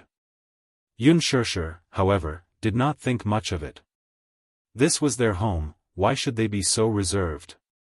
Don't worry, we're not so much. Yu learned how to cook when he was 4 years old. He was a good learner and could make delicious dishes just by looking at a recipe. Until now, he could easily cook French, Western, and Chinese dishes. His cooking skills were comparable to those of a star-rated chef. Xianxia always ate what he cooked. Sometimes, when she went to the restaurant, she felt that the food made by the chef was tasteless. This made her even more worried. She could not live without Yu. In a way, she was a successful mother for being able to raise such a son. In another way, she was a mother but did not do any housework at home. Her son, on the other hand, was proficient in all aspects of housework. She was really a failure of a mother, however, Yu did not eat. He just looked at Xianxia quietly. Suddenly, he crossed his arms and supported his chin lazily. He smiled and looked at her. Mommy, Yu, can I ask you a small question? Xianxia did not think much of it and ate a mouthful of rice. What's the question? Yu smiled. Who is my daddy? Chapter 69. Before she could finish her question, Xianxia choked on a mouthful of rice, and her face flushed red. Yu smiled elegantly. He nonchalantly scooped a bowl of soup for her and thoughtfully patted her back. Xianxia hurriedly drank 2 to 3 mouthfuls before she could swallow it down. She then looked at Yu with a look that said, "Do you know something?" Why did he suddenly ask this question? Could it be that the child's sharp senses had detected something? Yu could see the panic and helplessness in her eyes at one glance. He then gave her an innocent smile that said, "I don't know anything." Xianxia smacked her forehead. Yu had asked her this question when he was very young. At the crucial moment, she casually made up a lie to dodge his question. Hence, after so long, she could not remember what she had answered back then. If her answer was different from back then, and Yu remembered it, would it not be contradictory? After hesitating for a moment, Xianxia decisively changed the topic. "Hey, baby, come over and massage mommy's shoulders. My back is aching after a long day of work." As soon as she said that, she saw Yu giving her a disdainful look. Xianxia broke out in cold sweat. Yu, what's with that look? She felt guilty for staring at him like that. Yu sighed. "I really don't know what to do with mommy." He got up and sat beside Xianxia, massaging her shoulders with his little fists. Yunlan secretly heaved a sigh of relief. She had finally gotten away with it. Little did she know that the little boy, who was behind her, was looking at her guiltily. Yun Tianyu carefully observed her expression. Seeing her doubtful look, he slowly said, "I called you this morning, but why was it an uncle who picked up?" "What?" Xianxia was stunned. Could it be that man? Who is that uncle? Yu's childish voice made her extremely nervous. Xianxia cautiously asked, "Did that uncle say anything else? Did he ask for your name?" "No. Even if uncle asked, Yu wouldn't tell him." Yu pouted. "Didn't mommy teach you not to tell strangers my name?" Yu, good boy. You're my good Yu. Yun was extremely gratified. Yu even asked uncle to give mommy a raise. Yu innocently and romantically tilted his head, revealing his pearly white teeth with a smile. Xia's eyes welled up as her voice became slightly hoarse. Yu will never leave mommy, right?" Yu immediately replied, "Yu will never leave mommy." Why did mommy ask such a question? If Xianxia took a deep breath and carefully asked, "If one day, your biological father wants to take you away, no. Yu's mommy's Yu. Yu only loves mommy. The little guy's adorable confession almost made Yunshursher burst into tears. She hugged the little guy tightly, and the uneasiness in her heart instantly dissipated. No one could snatch her Yu away. No one could snatch him away in this lifetime. Yunshursher said apologetically, Yu, no matter what, mommy will never leave you alone at home again. Yu was hugged so tightly that his little face turned red. However, his two little hands kept patting her shoulders as if to comfort her. Chapter 70. Yunshursher paused and said half-heartedly, when I was eating, I accidentally bit it. As soon as she finished speaking, she saw Yu looking at her with an extremely helpless expression. Mommy, how did you eat? How could you bite such a small part? Please use your brain when you're lying, okay? Did she really think that he was a 6-year-old child? Although he was really only 6 years old. Yunshursher felt awkward when the child saw through her lie, but she still coaxed him. It was really a bite. Although she didn't bite it herself. However, Yu was just as sensitive as his father. He narrowed his eyes and asked, who bit you? Yunshursher felt a headache coming on at the thought of that man. Genetics was a wonderful thing. At this moment, the father and son were so similar. She laughed dryly and said, Mommy accidentally bit it. Seeing that she didn't want to talk about it, Yu didn't force her to explain it to him. He only pursed his lips and said, Mommy, if anyone bullies you, just tell Yu. Yu will protect Mommy. Yunshursher could not help but laugh. This child was clearly only 6 years old, but sometimes, he gave her the illusion that he was more mature than she was. It was as if his mind was more mature than hers, he was calm and composed. However, she didn't think much of it. She just thought that Yu was worried about her. Touched, she kissed his forehead and hugged him. Yu smiled warmly, but his heart was throbbing with pain. Mommy was still so young. At this age, she should be enjoying the beauty of youth, but she had to face the burden of maturity at such a young age. For him, she studied and worked while raising him. She had tasted the taste of hardship at a young age. When she was breastfeeding, she couldn't bear to leave anything good for him. Life was slow, and she was so tired that her body almost collapsed. There were many times when he couldn't help but want to tell her that he could take care of the whole family and protect her now. However, he was a little worried. He was worried that if Mommy saw him like this, would she be able to accept it? Would she not look at him like he was a monster? This morning, he flipped through the bills for the past few months and saw a string of shocking numbers on the bills. With just a glance, he couldn't help but be shocked. The place they rented was an apartment near the school district in the city center. The environment was elegant, and most importantly, it was safe. Not to mention the shockingly high rent for the time being, just the monthly property management fees and utilities were shockingly expensive. That was not all. She had always wanted to give Yu the best environment to study and the best space to grow. Therefore, she had always given him the best food and clothing. This was also a huge expense. After deducting this from her monthly salary, there was very little left. In the past, her monthly salary of 20,000 yuan was tempting, but in reality, it disappeared like water once it was in her hands. Mommy, don't work so hard in the future. Yu's heart ached when she saw this. If Yu doesn't go to an aristocratic kindergarten or an extracurricular class, life won't be so difficult. Yu's gaze softened as she spoke. But last time, I heard from Auntie Xiao Shui that acting used to be Mommy's dream. If Mommy still has dreams, Yu will definitely support Mommy. Okay. But don't frown every day. Yu's heart will ache for you. Yunshursher smiled apologetically and pretended to be relaxed as she clapped her hands. Eat. Mommy was wrong.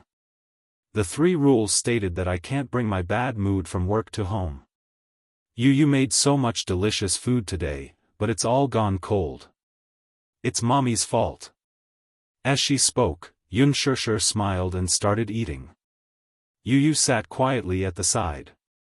Her eyes were like crescents, and they seemed to be filled with a circle of fragmented moonlight. Unspoken had always been strong in the face of setbacks, so she quickly erased all the unpleasant scenes from her memory. Chapter 71. In the afternoon, Yun-na received the invitation that she had been dreaming of. However, she received a warning call from Li Dongqiang. When she picked up the call, she heard a furious interrogation from the other end of the phone. Yun-na, you wretched wretch. Do you King know who you've offended? I'm in deep trouble because of you. She was baffled by his words and clearly did not understand. Brother Chang, what's wrong? That elder sister of yours looks young and harmless, but her background is not small. I can't even touch a strand of her hair, can I? Yesterday, I just wanted to play with her. I didn't even touch a finger of hers, but I almost lost an arm. I didn't expect her to have a sugar daddy. She caused me to offend the most important person in the capital. She almost killed me. Yun-na was a little confused. Brother Chang, what do you mean? Why can't I understand? You still don't understand? The man on the other side was furious as he shouted at her, then I'll make it clear to you. Your sister has a sugar daddy behind her. As for who the sugar daddy is and what his identity is, it's not something a commoner like you has the right to ask. Yun-na was shocked when she heard that, but she smiled and said, Brother Chang, are you kidding? My sister is also a commoner. How could she have a sugar daddy? She also has a child from a previous marriage. I don't know which bastard she had with outside. How could a woman like her have a sugar daddy? You must be kidding. Yun-na's face was full of disgust when she thought of Unspoken. Wasn't she just a pair of used shoes? Was Brother Chang joking with her? Do you think she's you? Your sister's trash is the type of woman that many big bosses like. Let's not talk about it anymore. You owe me 200,000 this time, and you have to give it to me with interest. If you don't pay it back in 2 days, I'll go to your door and collect the debt. With that, he hung up the phone fiercely. Don't, Brother Chang, Yun-na was stunned. It was obvious that she had not recovered from her shock. At night, Unspoken brought Yu back to the Yun family. Just now, when she passed by Yun-na after entering the house, Yun-na saw her and got angry, so she bumped into her hard. Unspoken almost fell to the ground. She clenched her fists and turned around. Her eyes were cold, and she was no longer as patient as before. Yun-na glared hatefully at her and said in disdain, You blind b*tch. Unexpectedly, Unspoken sneered as she slapped the other's face with a crisp and forceful slap. Yun-na stared at her blankly. She actually hit her. In a moment of anger, she angrily said, How dare you hit me? Unspoken paused and calmly turned around.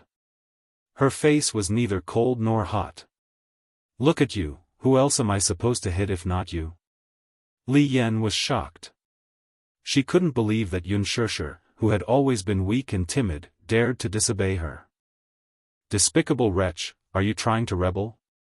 Why? Are you looking down on me when my dad isn't home? The prerequisite is that you're a human. Unspoken curled her lips and retorted curtly. Yun-na was furious and raised her hand high to slap her. B*tch, I'll kill you. Pa!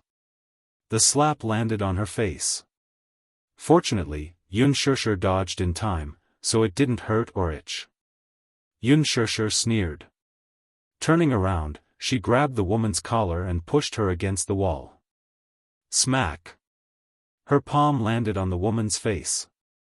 Chapter 72. She returned the slap tenfold. He did not hold back at all. Yun-na was caught off guard and took the full brunt of the blow. Unspoken did not intend to let her off just like that. She slapped her again. She had obsessive-compulsive disorder and had to be symmetrical on both sides. Now, both sides of her cheeks were clearly imprinted with 5 fingerprints. Her beautiful face was somewhat ruined. Yun-Na flew into a rage out of humiliation. She was proud of her beautiful face and usually protected it well. Now that Yun Shishir had actually hurt her face, she simply wanted to strangle this B*tch to death.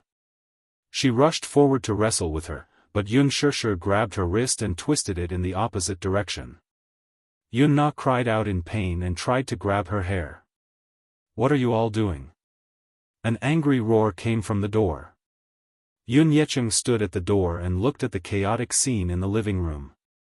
His eyes were red with anger. "Stop it, all of you. Are all of you rebelling?" "Dad." When Yun Shishir saw him return, she immediately concealed the originally cold expression on her face without a trace. In the blink of an eye, an aggrieved expression appeared on her face. "Yun-Na is too much." As she spoke, she even sobbed a few times as if she had suffered a great grievance. Yun-Na was dumbfounded. With Yun Shishir's character in the past, she would swallow her teeth and never complain to Yun Tianho, no matter how aggrieved she was.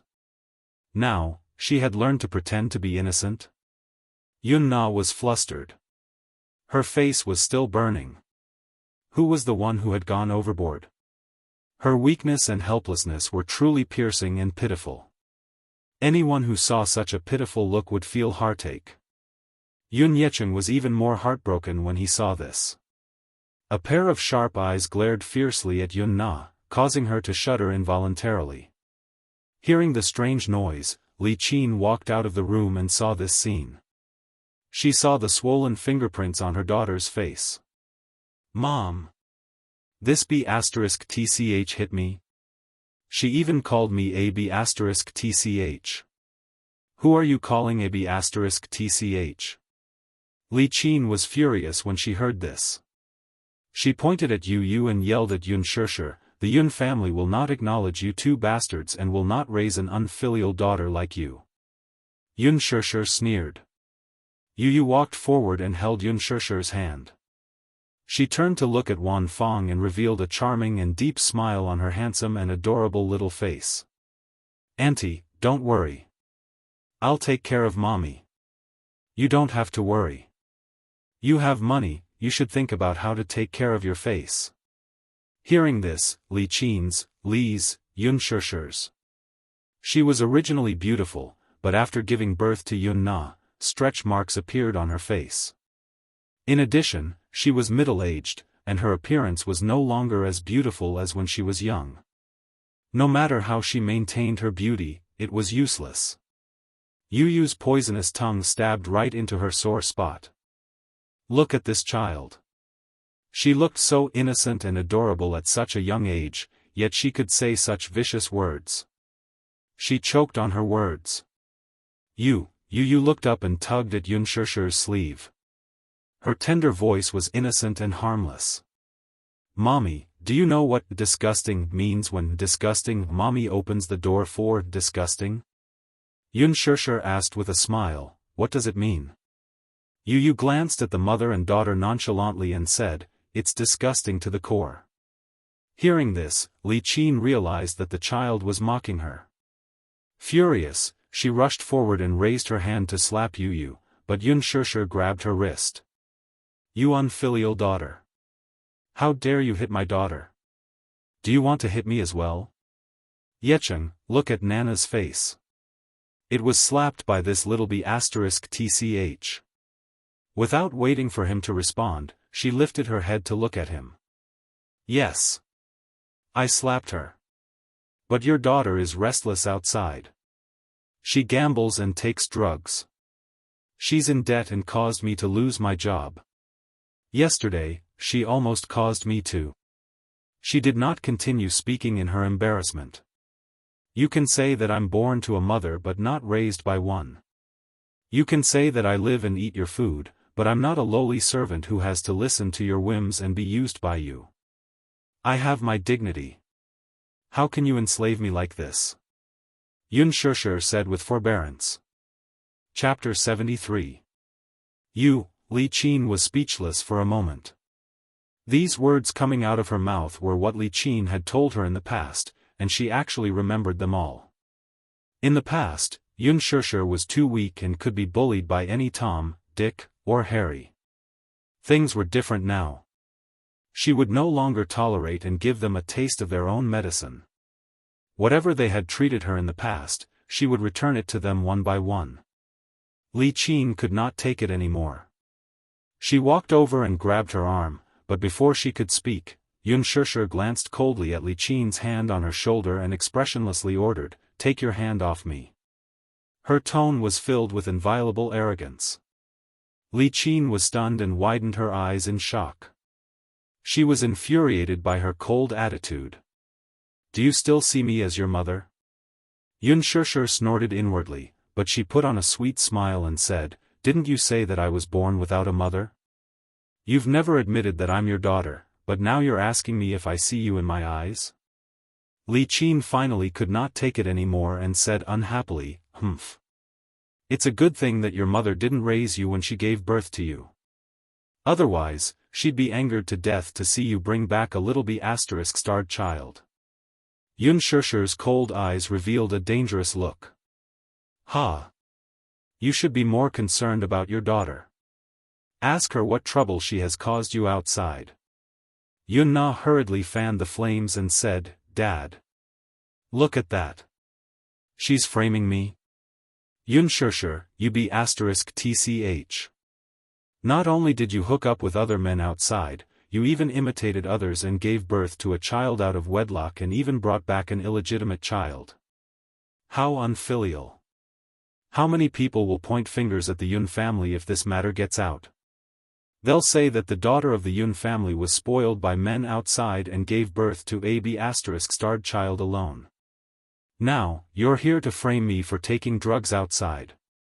Do you have any evidence?" This Yun Na had always been good at putting on a show. She was a two-faced villain behind the scenes. Ever since she was young, she liked to tease her, bully her, and ostracize her along with Li Qin. She even deliberately made up stories about her in front of Yun Yecheng to sow discord between them. "Dad, do you believe her, or do you believe me?"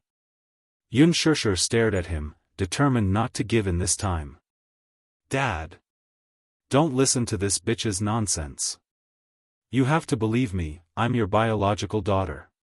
"Shut up." Yun Yecheng could no longer hold himself back. He had always believed in Yun Shusher unconditionally because he had always seen her compromise for the greater good. He did not expect that she had suffered so much when he was not at home. "Li Qin, I think you're getting worse and worse. Shusher is still a child. You're so cruel and merciless. Where's your conscience?"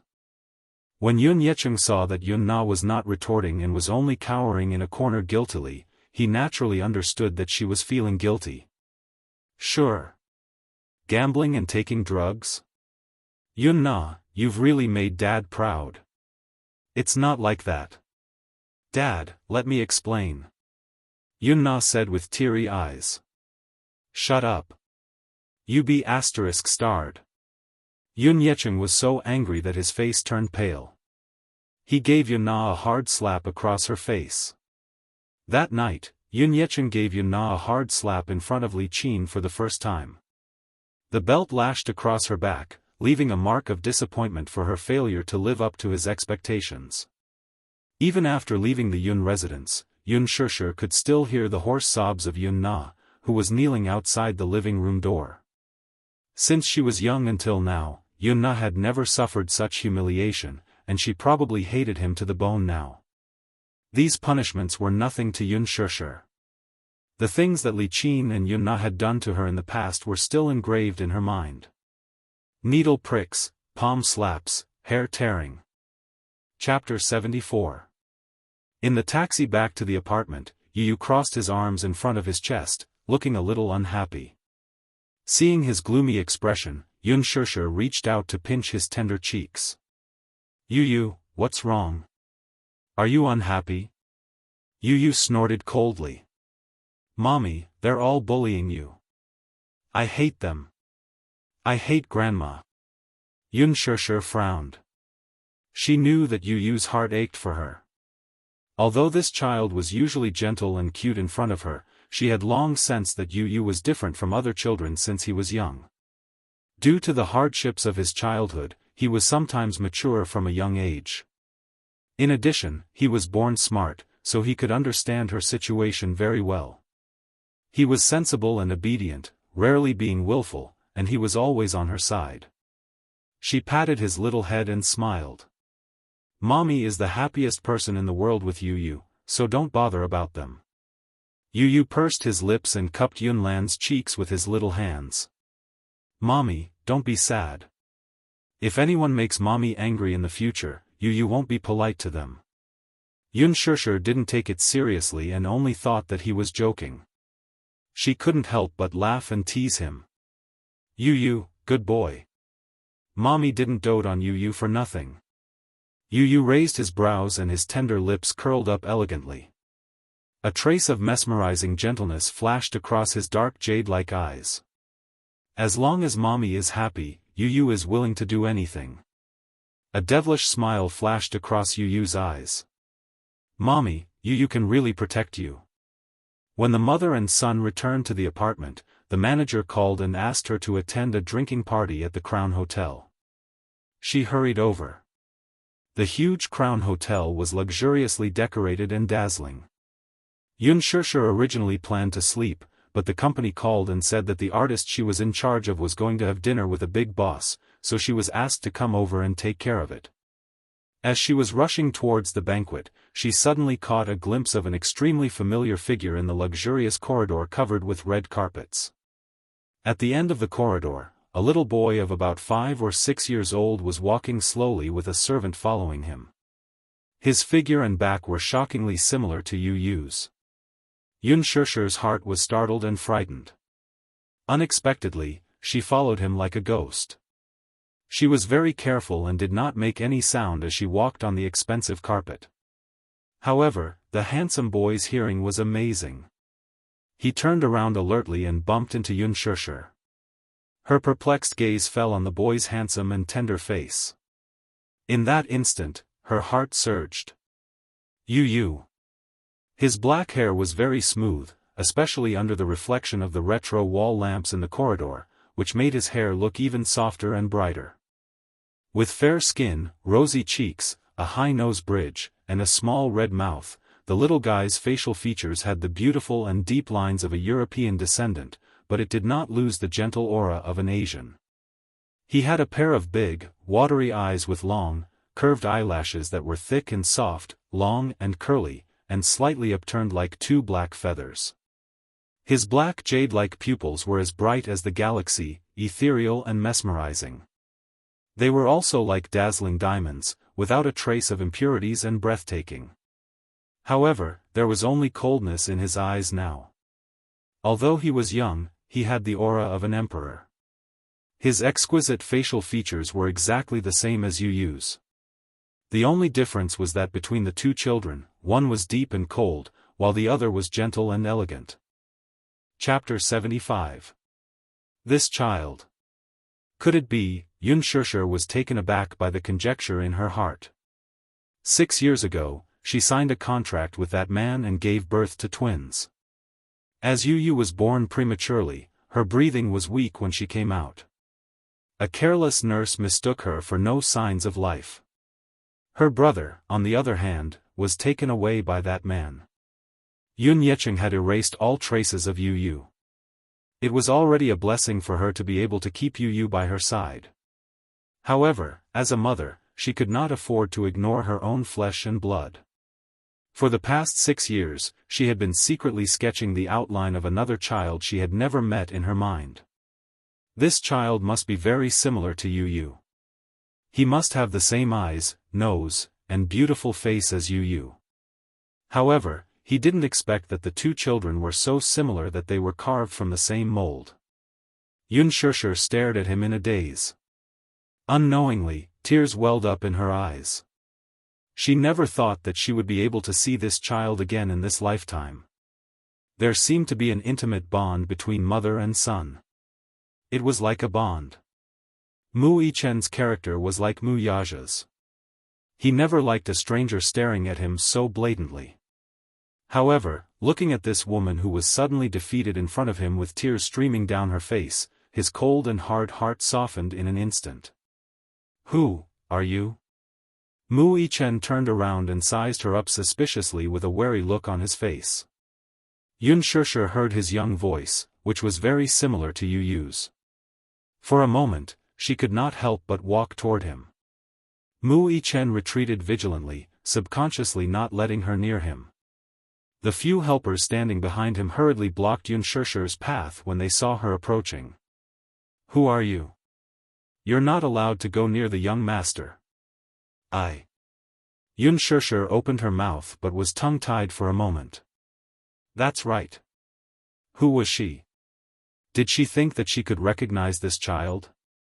But his own flesh and blood was right in front of him, yet he couldn't recognize him.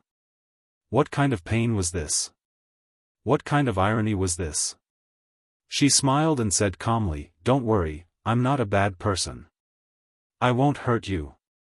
Mu Yichen's heart was warmed by his mother's gentle smile. He had never seen such a warm smile before. For as long as he could remember, his father rarely smiled in front of him. On the other hand, his mommy often smiled at him, but there were too many complicated things in her smile, which sent chills down his spine. For the first time in his life, this strange woman made him feel the tenderness of a mother. In an instant, a white light flashed in his mind, as if too many thoughts had entered his mind. But, they were strangers after all, so he didn't show any signs of closeness. "Then why are you staring at me? I don't like it." Mu Yichen warned her, but his tone was not as cold as usual. It was only faint and emotionless. Yun Shusher smiled and was about to reply when an unfamiliar female voice came from behind her. "Who's standing there?" Yun Shusher turned her head in shock, only to see an elegantly dressed woman standing behind her, coldly sizing her up. However, the moment Yun Shusher turned around, that woman instantly raised her guard. Yun Shusher. Chapter 76. Mu Wanru was shocked.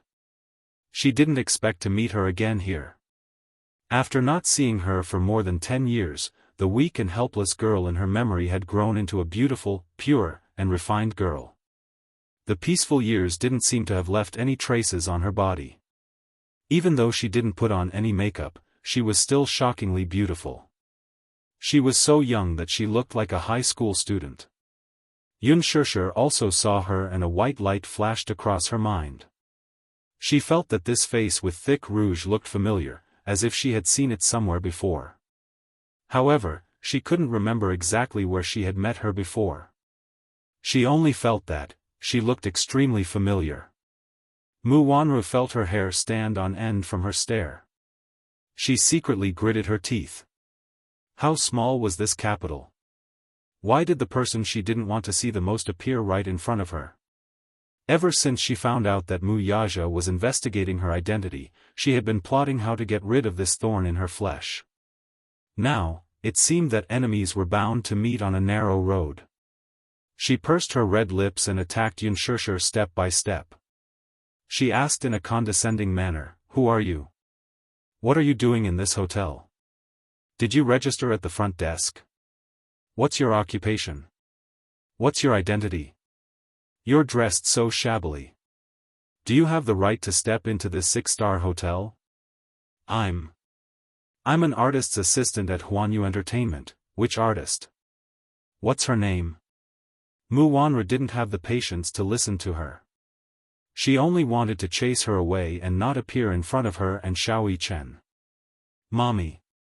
Mu Yichen calmly called out from behind her. Yun Shusher instinctively turned around and suddenly realized that this child wasn't calling her a mommy. Mu Wanru expressionlessly pushed Yun Shusher away and walked in front of Xiao Yichen. Her face was no longer cold and indifferent. Instead, it was filled with motherly tenderness. "What's wrong?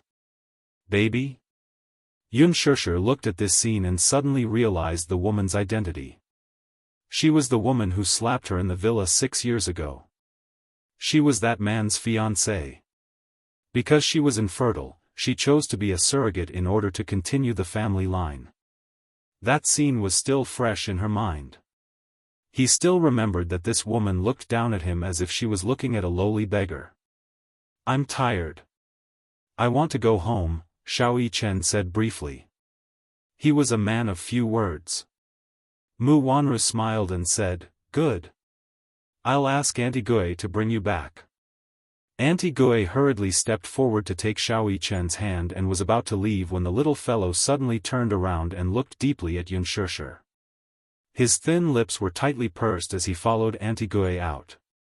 Only Mu Wanru and Yunshushu were left in the corridor. Yunshushu reluctantly looked at Xiao Yichen's receding figure. Mu Wanru suddenly stood in front of her and looked at her arrogantly.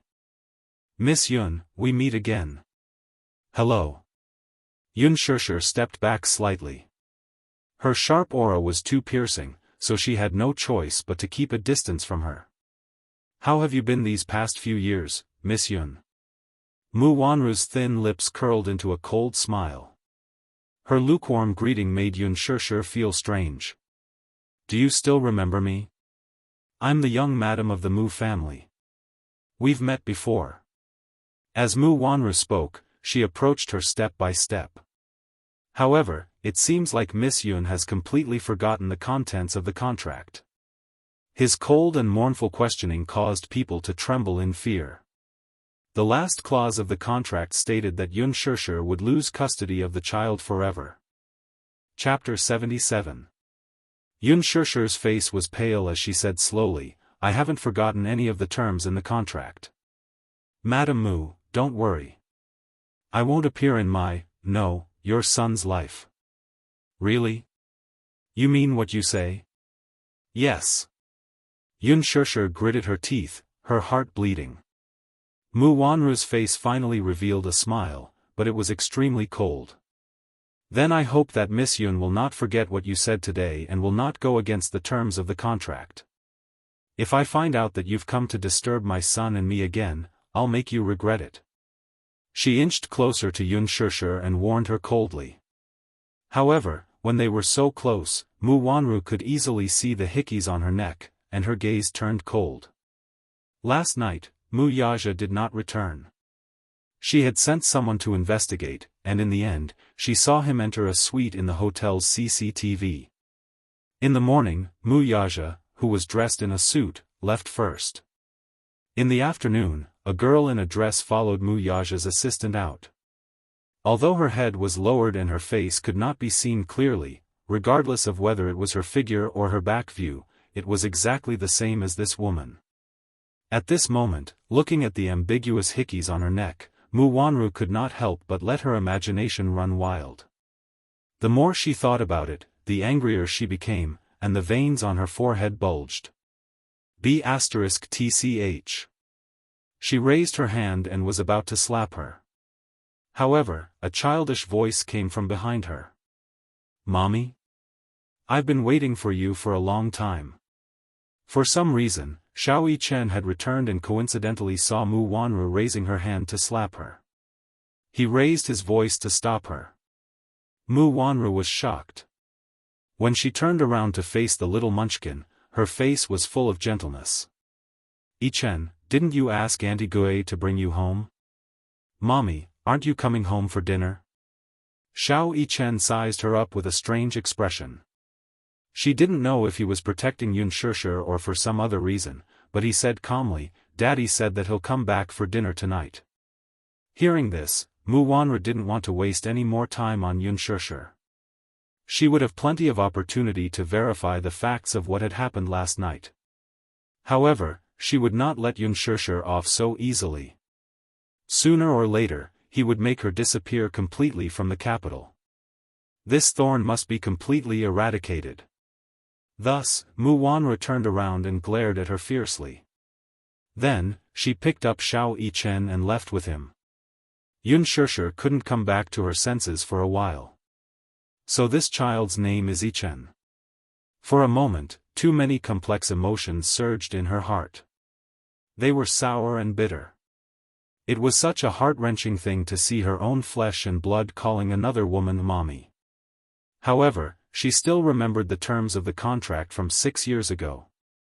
After giving birth to this son, they were destined to be strangers for the rest of their lives. It was cruel, but she had to do it. The Mu family was big and had a big business. How could she compete with them?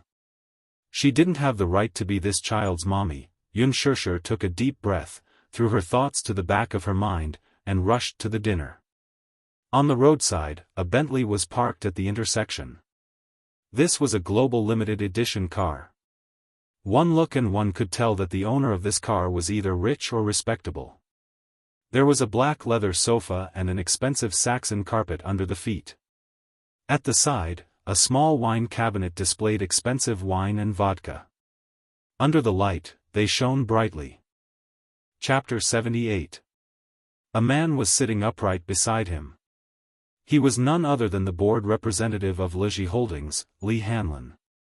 Li Hanlin's facial features were very beautiful, handsome, and elegant. However, his expression was a little ugly, especially when he looked at the 6 or 7-year-old child beside him who was extremely mature. His expression became even more strange. He really did not expect that one of the most mysterious shareholders of Wuxia Holdings was really a 6 or 7-year-old child. He did not believe it at first. How could it be? When he was 6 or 7 years old, he was still playing with mud. What was wrong with children nowadays? Had their genes mutated? He was so small and looked like he had just been weaned for a few years, yet he was already worth hundreds of millions. Wuxia Holdings used to be a toy company in Europe that was on the verge of bankruptcy. A year ago, it was acquired by Hurricane Group. In a short period of time, it rose rapidly and became a world-class toy factory. Once Wuxia Holdings toys were listed, they became popular all over the world. All the children were proud to own a toy from Wuxia Holdings. Who would have thought that the toys that those children loved so much were actually developed by a 6-year-old child? Who would have thought that the biggest shareholder of Wuxia Holdings was actually a little boy who had not even finished kindergarten? F***ck. It was too surreal. Who would believe it? However, that was the truth. This shareholder was always mysterious and unpredictable. No one had ever seen his face. He only knew that after Wuxia Holdings was acquired by Hurricane Group, this shareholder was given power and 60% of the company's shares by Hurricane Group. He was the chief designer of the company's system that was still in development. Until 2 hours ago, when he was summoned by this mysterious shareholder and rushed over, he only saw a little kid who was not even as tall as his waist. When Yun Tianyu revealed his identity to him, Li Hanlin lost his composure and screamed in disbelief. It was only when the little boy took out his voice changer that he verified his identity. If his real identity was revealed to the public, the board of directors would go crazy. Li Hanlin was still a little confused. Yu took a straw and sipped on his cola. He lowered the car window slightly and caught a glimpse of a familiar figure from the corner of his eye. It was extremely familiar. Rather than saying that it was familiar, it would be better to say that it was exactly the same. At the end of his line of sight was a little boy in the same grade as him. A woman was holding his hand as they walked to the front of the Lincoln, and the woman carried him into the car. The little boy was wearing a small suit, and his back was cold. He could only vaguely see his exquisite facial features, which were extremely similar to his, except that his eyebrows were extremely cold. Yun Tianyu's eyes widened in a daze as he furrowed his brows. Why did this boy look exactly like him? The Lincoln started moving slowly. Yun Tianyu immediately ordered, "Follow that Lincoln in front." Director Yun, Li Hanlin quickly corrected himself and said respectfully, "What's wrong?" "Keep up." Yun Tianyu ordered in a tone that brooked no objection. "Yes." The Bentley quickly started, stepped on the accelerator, and caught up with the Lincoln. Following closely behind, the distance between them was not far. Yun Tianyu, who was sitting in the back seat, slowly asked, "Have you found out anything about the person I asked you to investigate a few days ago?" "Yes, all the information is here." Li Hanlin respectfully handed over the materials. Yun Tianyu casually took the thick stack of information and flipped through it expressionlessly. The more he read, the more solemn his eyes became. The Lincoln drove into the capital's wealthy district, Shermao Champagne Lake. This was where the most expensive villas in the capital were located. The people who lived here were of noble status and were worth hundreds of millions. Rumor had it that the average price of a villa here was 500,000 yuan per square meter. It was so expensive that it made people speechless. The Lincoln limousine drove in without any obstructions. The Bentley was stopped at the entrance, however. Yun Shanshi was heavily guarded, and ordinary people were not allowed to enter. The security guard stopped the car. Li Hanlin lowered the window and was about to speak when the security guard at the entrance saw Yun Tianyu. His expression immediately became respectful. "So young Master Mu is back." The license plate was unfamiliar, but the security guard mistook Yun Tianyu for the Mu family's young master. Naturally, he did not dare to slight him. Who dared to stop the Mu family's young master's car? Many doubts flashed across Yun Tianyu's heart when he heard this, but his face remained calm as he greeted, "Hello, uncle."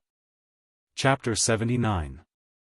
The security guard was flattered and quickly greeted, "Hello, young master. Please come in, young master." His impression of the Mu family's young master had always been arrogant and indifferent. He would never greet a mere security guard. Now, he was truly shocked. The security guard let them in, and the Bentley slowly drove through the entrance. When the Lincoln came to a stop in front of a quaint and luxurious villa, Li Hanlin instructed the chauffeur to pull over. "Director Yun, what's going on?" Li Hanlin asked cautiously. Yun Tianyu shushed him, indicating for him not to speak.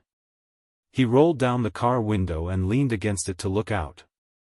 When the little boy alighted from the car, the servant at the entrance hurried to welcome him.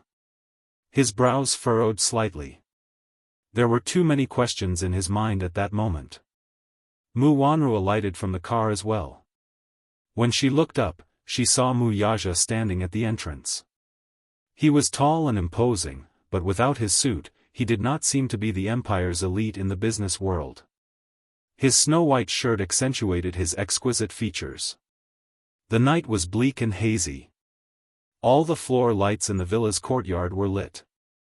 The atmosphere was warm. Mu Yaja squatted down slightly and smiled gently at Mu Yichen. He rarely smiled. Usually, he did not smile and always gave others the impression of coldness. However, it was only in front of Xiao Yichen that he would show this rare tenderness. His beautiful almond-shaped eyes were deep and mesmerizing, and his sexy thin lips curved into a doting smile. It was simply irresistible.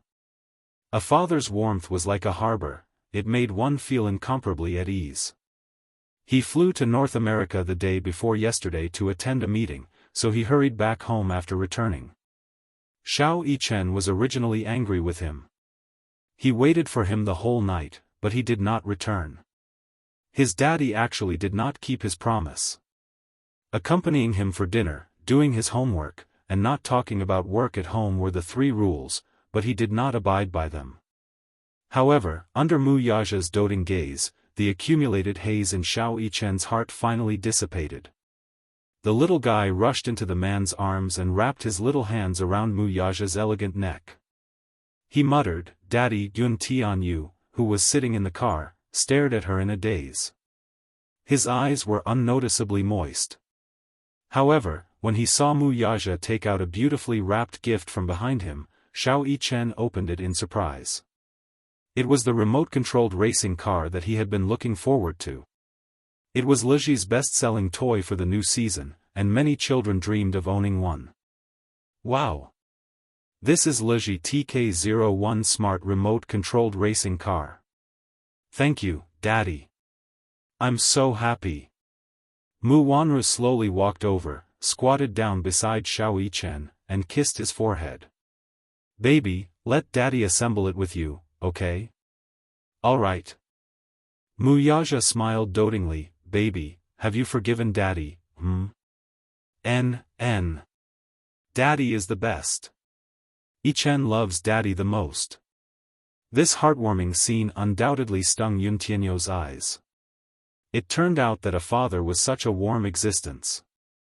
The TK-01 smart remote-controlled racing car was a product that Yu had painstakingly designed.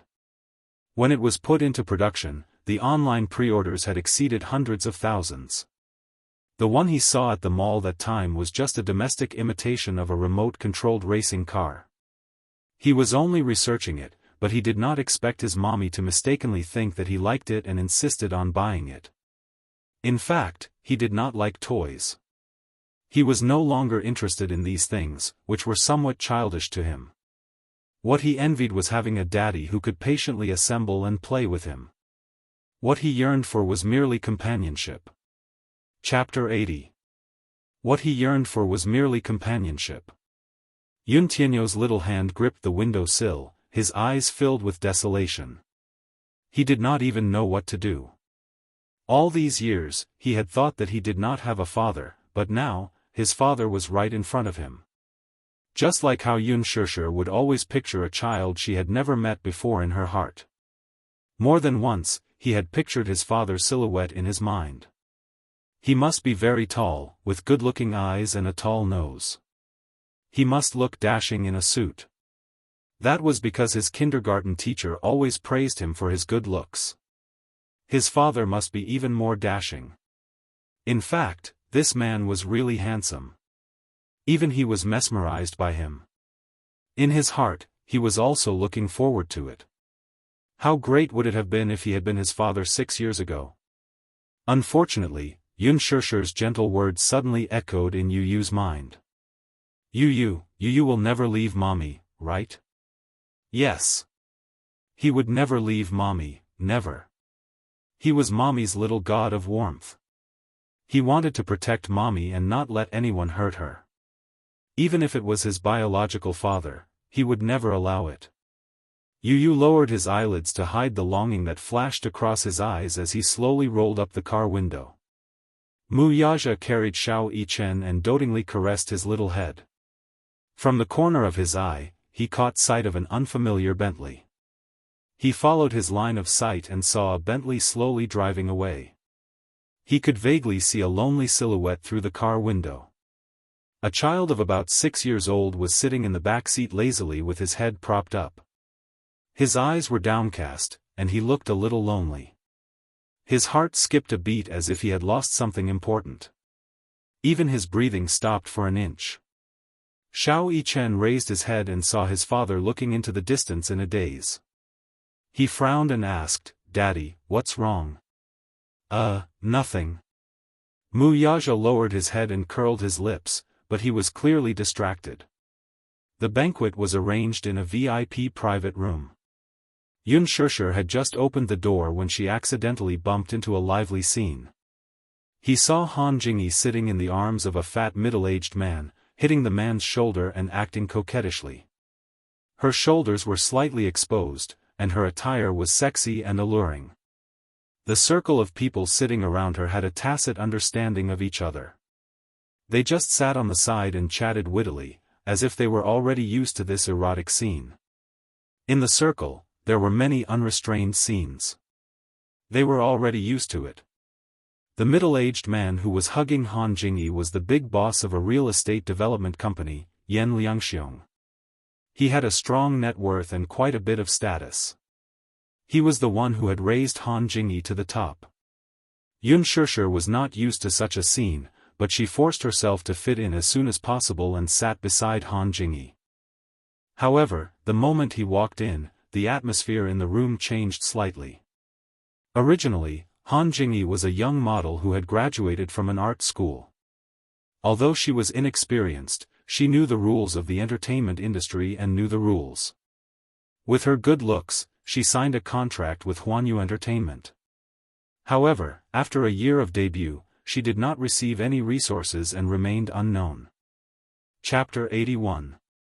Yan Liangxiong was obsessed with beauty, and he especially liked young models like Han Jingyi, who had a slim figure and a sweet appearance. Han Jingyi naturally catered to his fancy. She took part in a few reality shows and made a small name for herself. Yan Liangxiong had a lot of assets. He was one of the biggest investors in Huanyu Entertainment's huge youth film, The Green Apple.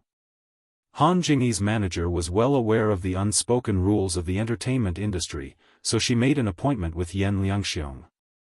She hoped that Han Jingyi could use this opportunity to whisper something in his ear.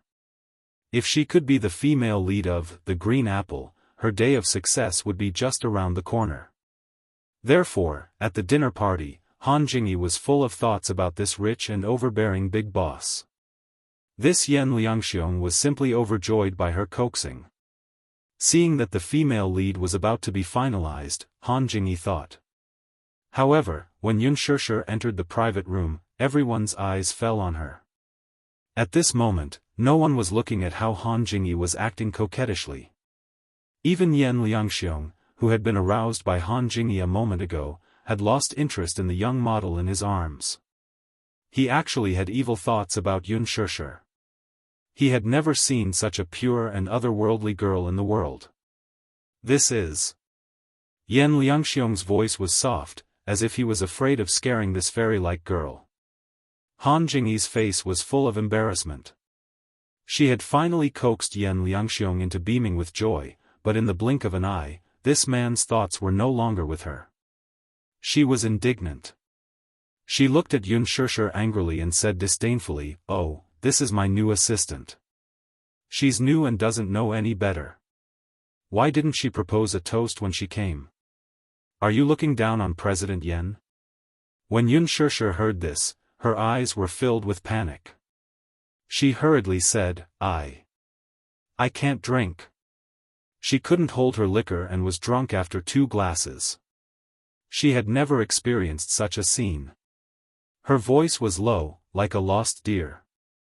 She was very guilty, but because of her delicate voice, it was very pleasant to the ears. Liang Xiong looked at her tender and white face, and because of that delicate and lovable voice, his imagination ran wild. A girl like Yun Shishir, pure and innocent, was rarely seen in the entertainment industry. Even if there were pure girls, they would be tainted by this big vat of dye. Otherwise, they would be faking it. However, a man could tell at a glance whether a woman was pretending or not. Especially a veteran in love like Yan Liangxiong, he was even more certain that this girl was a rare and precious stunner. This girl was beautiful and had a delicate temperament. What was even more commendable was that she lacked the exaggeration of those female artistes in the circle and had a pure and refined air about her. If he could capture her, then those little wild models in the entertainment industry who couldn't wait to throw themselves at his door and use all sorts of schemes to climb into his bed wouldn't even be able to enter his eyes. Just thinking about it made his body heat up. Yan Liangxiong's heart could not help but itch. Yan Liangxiong looked at Yun Shishir with reddened eyes. "You can't drink. That's an excuse, right?" As Yan Liangxiong said this, he actually pushed Han Jingyi to the side. Then, he leaned closer to her and sized her up with an extremely strange gaze. That explicit gaze made Yun Shishir's scalp tingle. Even so, she still put on an excellent professional integrity. She cursed this old pervert in her heart and looked down. Chapter 82.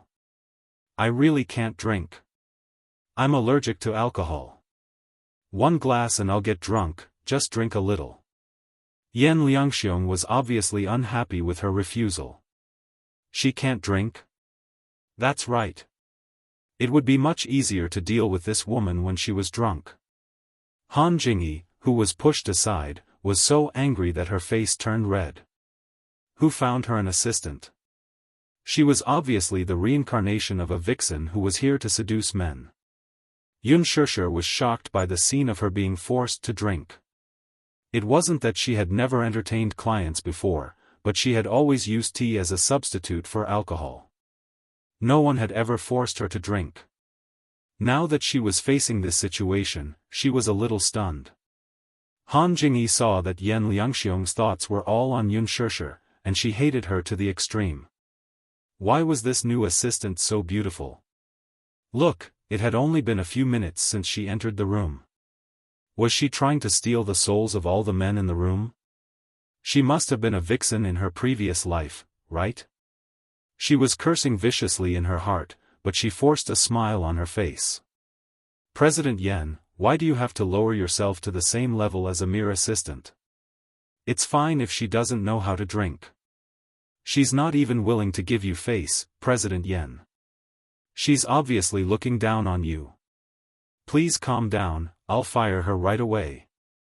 She originally thought that by fanning the flames, Yen Liangxiong would be furious at Yun Shishir for not knowing what was good for her. However, in the next moment, Yen Liangxiong's reaction left her dumbfounded. Fire her for? This little assistant is so fun. She hasn't seen the world yet. She'll get used to it after seeing more of it. As he spoke, he suddenly thought of something and said meaningfully, Jingyi, didn't you want the resources for the green apple? If you can get your assistant to drink a few glasses with me, I'll make the final decision on the female lead. Han Jingyi almost vomited blood when she heard that. She was about to vomit blood. This movie could be said to be a star-studded movie. Many A-list female stars were lining up to be cast, but none of them were able to make it. After much persuasion, she was lucky enough to hook up with a rich big boss who happened to be the investor of this movie. She was already wild with joy. In order to get the resources for the female lead, she had pestered him many times. She had tried to coax and pester him several times, but to no avail. How could he just let this Yun Shishir accompany him for a few drinks and seal the deal? No matter how stupid a person was, they knew what Yen Liangxiong was thinking about Yun Shishir. Han Jingyi was so angry that she wanted to flip the table. The smile on her face was almost distorted. She had racked her brains to get him and tried her best to climb into his bed, but in the end, she couldn't even compare to a few glasses of wine from an unknown Yun Shishir. It was obvious that he wanted to send her flying. However, on second thought, Han Jingyi realized that if a few glasses of wine could be exchanged for the female lead role, it would be a waste of effort. Since Yen Liangxiong wanted to dump her, so what? She wasn't willing to suck up to him. The entertainment industry was so big, so how could there not be many rich bosses? She could just look for another sugar daddy. With this role, she would be able to get in touch with higher-level aristocrats. This assistant could exchange a few glasses of wine for resources that other female stars couldn't even dream of. This was perfect.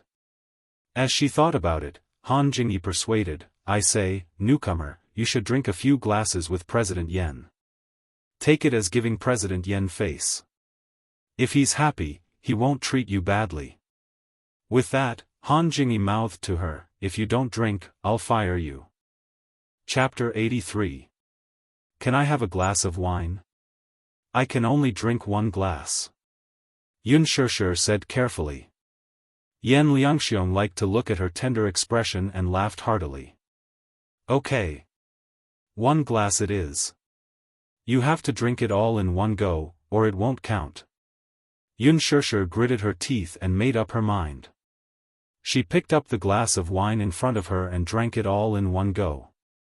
With just one glass, she choked until her face and ears turned red, and a blush appeared on her ears. Woo! This wine was extremely spicy. Her eyes turned red, and her body suddenly heated up.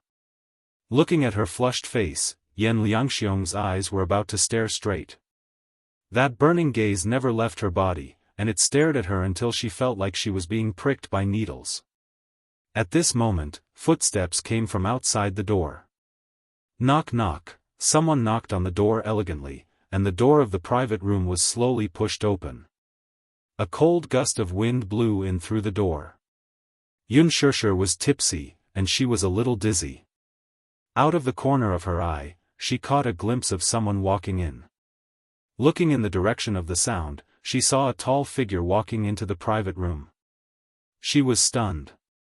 What greeted her eyes was a pair of black high-grade handmade leather shoes. The sound of the shoes hitting the ground was crisp and powerful. The man's steps were elegant and calm. He wore a pair of straight and slender trousers, paired with a dark red high-end shirt, and his fair skin, accentuated a taboo charm of beauty. His gentle and refined temperament was immediately revealed. Looking carefully, the man's slightly open collar revealed two jade-like collarbones. A platinum necklace hung on his beautiful and delicate neck. It was a simple outfit, but it was stunning. One had to know that not every man could make red look so coquettish and beautiful.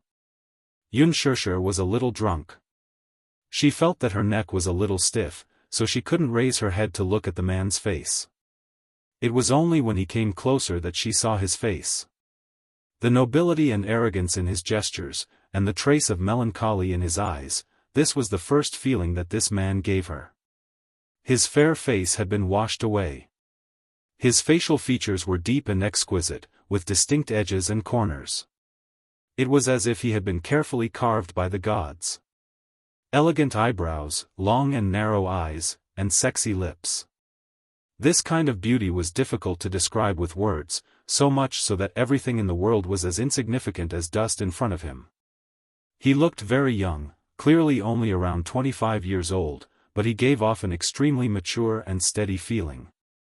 That kind of maturity was not an appearance, but a bearing that came from his bones, which did not match his age. She took a deep look at him and felt that there was a hint of the vicissitudes and coldness that belonged to his youthful appearance. It was complicated, deep, and hard to figure out. Her delicate face stunned Unparalleled. How could she not be familiar with this cold man in front of her?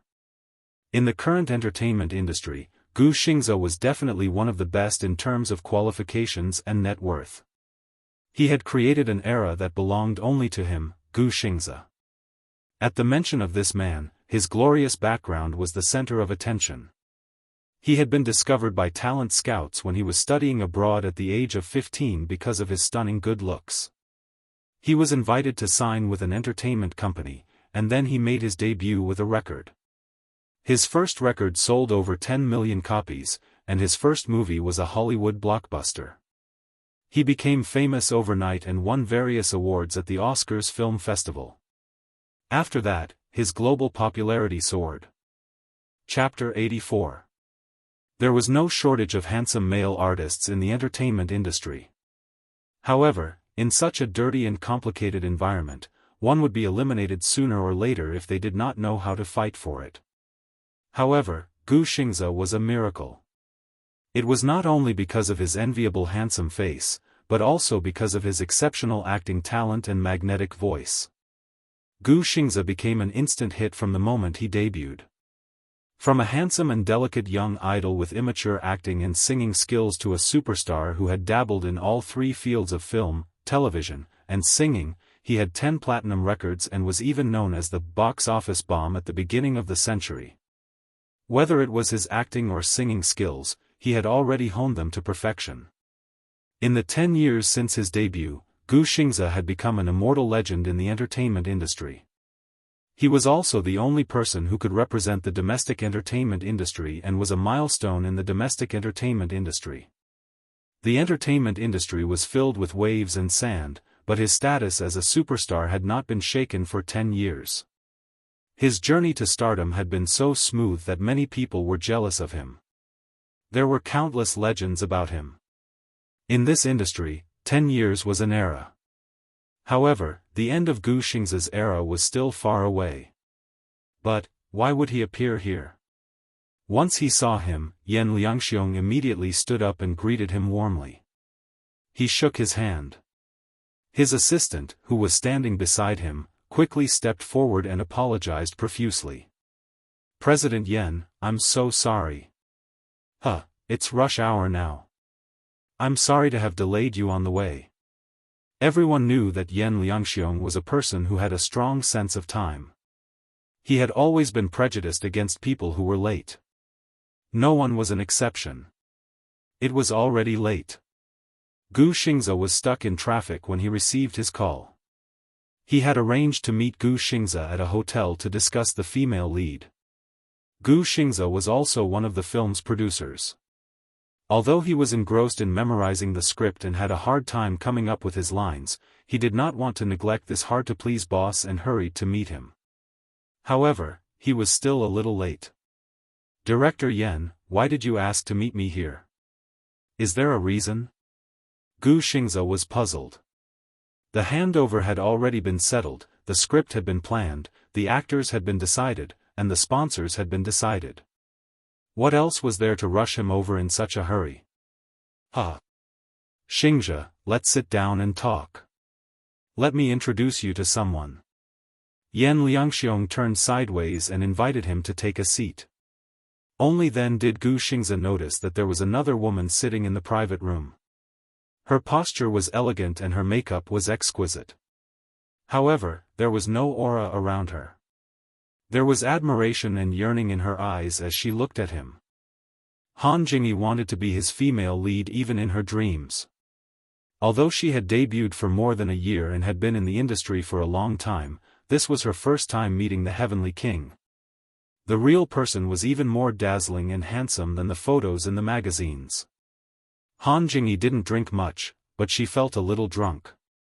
Gu Xingze had the kind of temperament that could intoxicate any woman. How many women yearned for a male god like him? Seeing this, Gu Xingze could not help but feel suspicious. He looked at Yan Liangxiong meaningfully and waited for him to introduce her. Out of the corner of his eye, his gaze landed on Yun Shishir. At that moment, she was already very drunk, but she stubbornly pursed her lips. Her fingertips were clenched tightly on the table. He did not know what she was angry about. Chapter 85. Han Jingyi wanted to be his female lead even in her dreams. Although she had debuted for more than a year and had been in the industry for a long time, this was her first time seeing the Heavenly King in person. He was even more dazzling and handsome in person than in the photos in the magazines. Han Jingyi did not drink much, but she felt a little drunk. Gu Xingze had a temperament that could make women drunk. How many women yearned for such a male god? Gu Xingze saw this and could not help but feel suspicious. He looked at Yan Liangxiong meaningfully, waiting for him to introduce her. Out of the corner of his eye, his gaze landed on Yun Shishir. At this moment, she was already very drunk, but she stubbornly pursed her lips. Her fingertips were clasped tightly on the table, and he did not know what she was angry about. Her eyes were red, and there was a clear mist at the bottom of her eyes. The emotions on her face were constantly changing. Forbearance, stubbornness, embarrassment. At that moment, she seemed to have stunned his gaze. For some reason, a scene from the script seemed to appear in front of Gu Xingze's eyes. The female lead and the male lead had an argument. They got drunk in the bar, one glass after another, and cried bitterly in the noisy music. In the end, they stubbornly endured it. At that moment, they restrained themselves and their hearts broke without a trace. Yin Xiachuan. This girl was Yin Xiachuan. Just as he was stunned, Yan Liangxiong interrupted his daze. Xingze, let me introduce you. This is Huanyu Entertainment's new artiste, Han Jingyi. Yan Liangxiong smiled and leaned closer to him, whispering, Xingze, you've met her. She's pretty, right? I'm sure she has a bright future ahead of her. Please promote her in the future. In other words, was he going to support her? Gu Xingze frowned slightly. His thin lips parted, but he did not say anything in the end. Han Jingyi looked shy and slowly reached out her hand to him. However, Gu Xingze did not even look at her. He had always been proud and arrogant. He never gave face to people he did not approve of. It just so happened that there were quite a few people in the entertainment industry who fell for such a proud and aloof personality. Speaking of which, no matter how beautiful this Han Jingyi was, she was at most an unknown newcomer, right? There was no spiritual energy in her temperament. She was like an empty puppet. What ability did she have to make Yan Liangxiong praise her so much when she had just debuted? Could it be that he had used the unspoken rules to get to her position? There was contempt in Gu Xingze's eyes. Beautiful? Is there something wrong with General Manager Yan's taste? Gu Xingze's mouth was full of poisonous thorns. With her looks, even if President Yan likes her, she won't be able to enter my eyes. President Yen, don't think that you can promote the woman you've slept with just because you want to. It's not up to you to decide the female lead of this movie. You know, I'm also one of the producers of this movie. Yen Liangxiong was taken aback, and his expression turned a little awkward. Ridiculing the woman he was playing with in front of him, more or less put him on the spot. Gu Xingze had been in the industry for many years. He had a strong backing and a high net worth. Naturally, he did not dare to offend him. However, this kind of humiliation also made him lose face. When Han Jingyi heard this, she was as stiff as a rock. The male idol in her heart actually ridiculed and humiliated her in front of so many people, making her lose face. Chapter 86. Xingze, don't call me Xingze. Do we know each other well? Gu Xingze looked at her coldly. Yen Liangxiong could not put down his pride and immediately gave her a look. Han Jingyi quickly raised her wine glass and toasted him. I'm sorry. Mr. Gu, I don't know how I have offended you. If I have offended you in any way, I hope that you will forgive me. However, her pitiful apology only made Gu Xingze more disgusted. Don't. The wine you're toasting is dirty. Han Jingyi was stunned. She felt as if she had been smashed to pieces. Earlier, she had heard rumors that Gu Xingze was as arrogant as a king. Sometimes, he would not give face to those he detested, and his mouth would be poisonous. Now, she had experienced it for herself. Moreover, President Yen, is there something wrong with your taste? This woman is tacky and smells of rouge. How can she play the role of the pure Yin Sichuan? First of all, her appearance is not right. If I were to act with her, I'm afraid that I would vomit. Gu Xingze continued to use his poisonous tongue. Han Jingyi could no longer sit still. Why was this Gu Xingze's mouth full of poisonous thorns? He was mocking her as if she was worthless.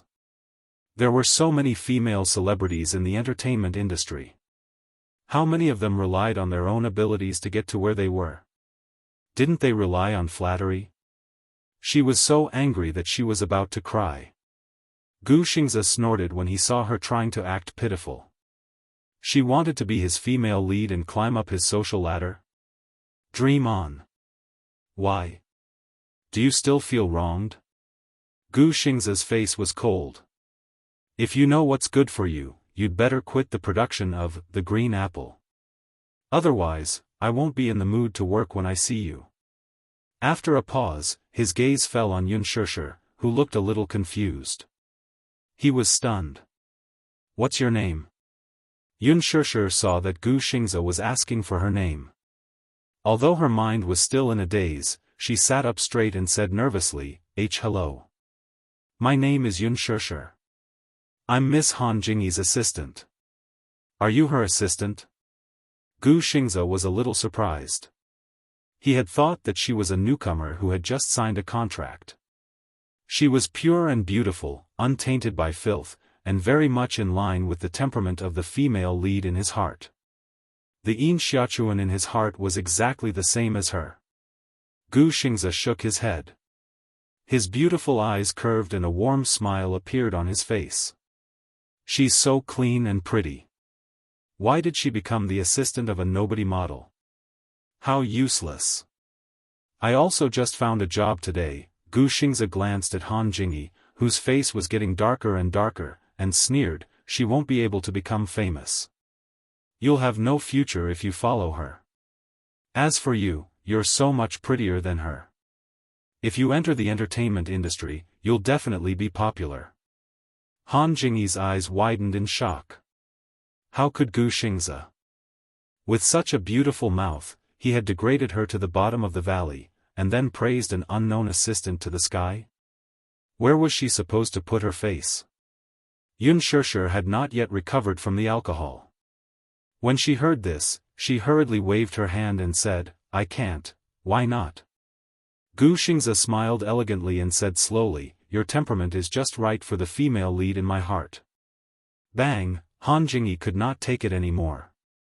She slammed the table and stood up. She looked at Gu Xingzi with a gloomy face and sneered, "Gu Xingzi, have you said enough?" Chapter 87. She had drunk some wine earlier and was a little tipsy. With Gu Xingzi flattering her and belittling her, she was naturally unhappy, especially after being belittled by her idol. With the alcohol in her system, she decided to let it all out. Isn't she just a new little assistant? How can she be compared to me? Han Jingyi was angry. Every girl had a dream, and her dream was Gu Xingzi. When Gu Xingzi debuted, he had always been her idol because of his handsome image and superb acting skills. She had always seen Gu Xingzi as her beacon of hope. Hence, when she turned 18, her dream became even more passionate. She swore to herself that she would enter the entertainment industry and become a celebrity. That way, she would have more chances to see Gu Xingzi. Hence, she hardened her heart and took her parents' savings to travel around Korea. So what if she was not born well? Nowadays, the plastic surgery industry was booming. She could get double eyelids, a delicate nose, and a good figure. She signed with a modeling agency and easily entered the entertainment industry. For the sake of Gu Xingzi, she almost went crazy and did everything she could. Even though she did not have the talent for acting, she used some underhanded methods to gain some fame. She was getting closer and closer to her dream. Gu Xingzi, on the other hand, destroyed this hope of hers. How could this little assistant, who came out of nowhere, compare to her? "You are Yunshishir, right? You don't have to come to work tomorrow. You're fired." Han Jingyi lashed out at Yunshishir in exasperation, venting all her anger on the latter. Yunshishir was stunned. She felt that she had been unjustly implicated. Gu Xingzi smiled and said, "Coincidentally, I am lacking an assistant. Shishir, are you willing to be my assistant?" Before he finished speaking, everyone at the table was in a mess. Who was Gu Xingzi? He was a superstar in the entertainment industry.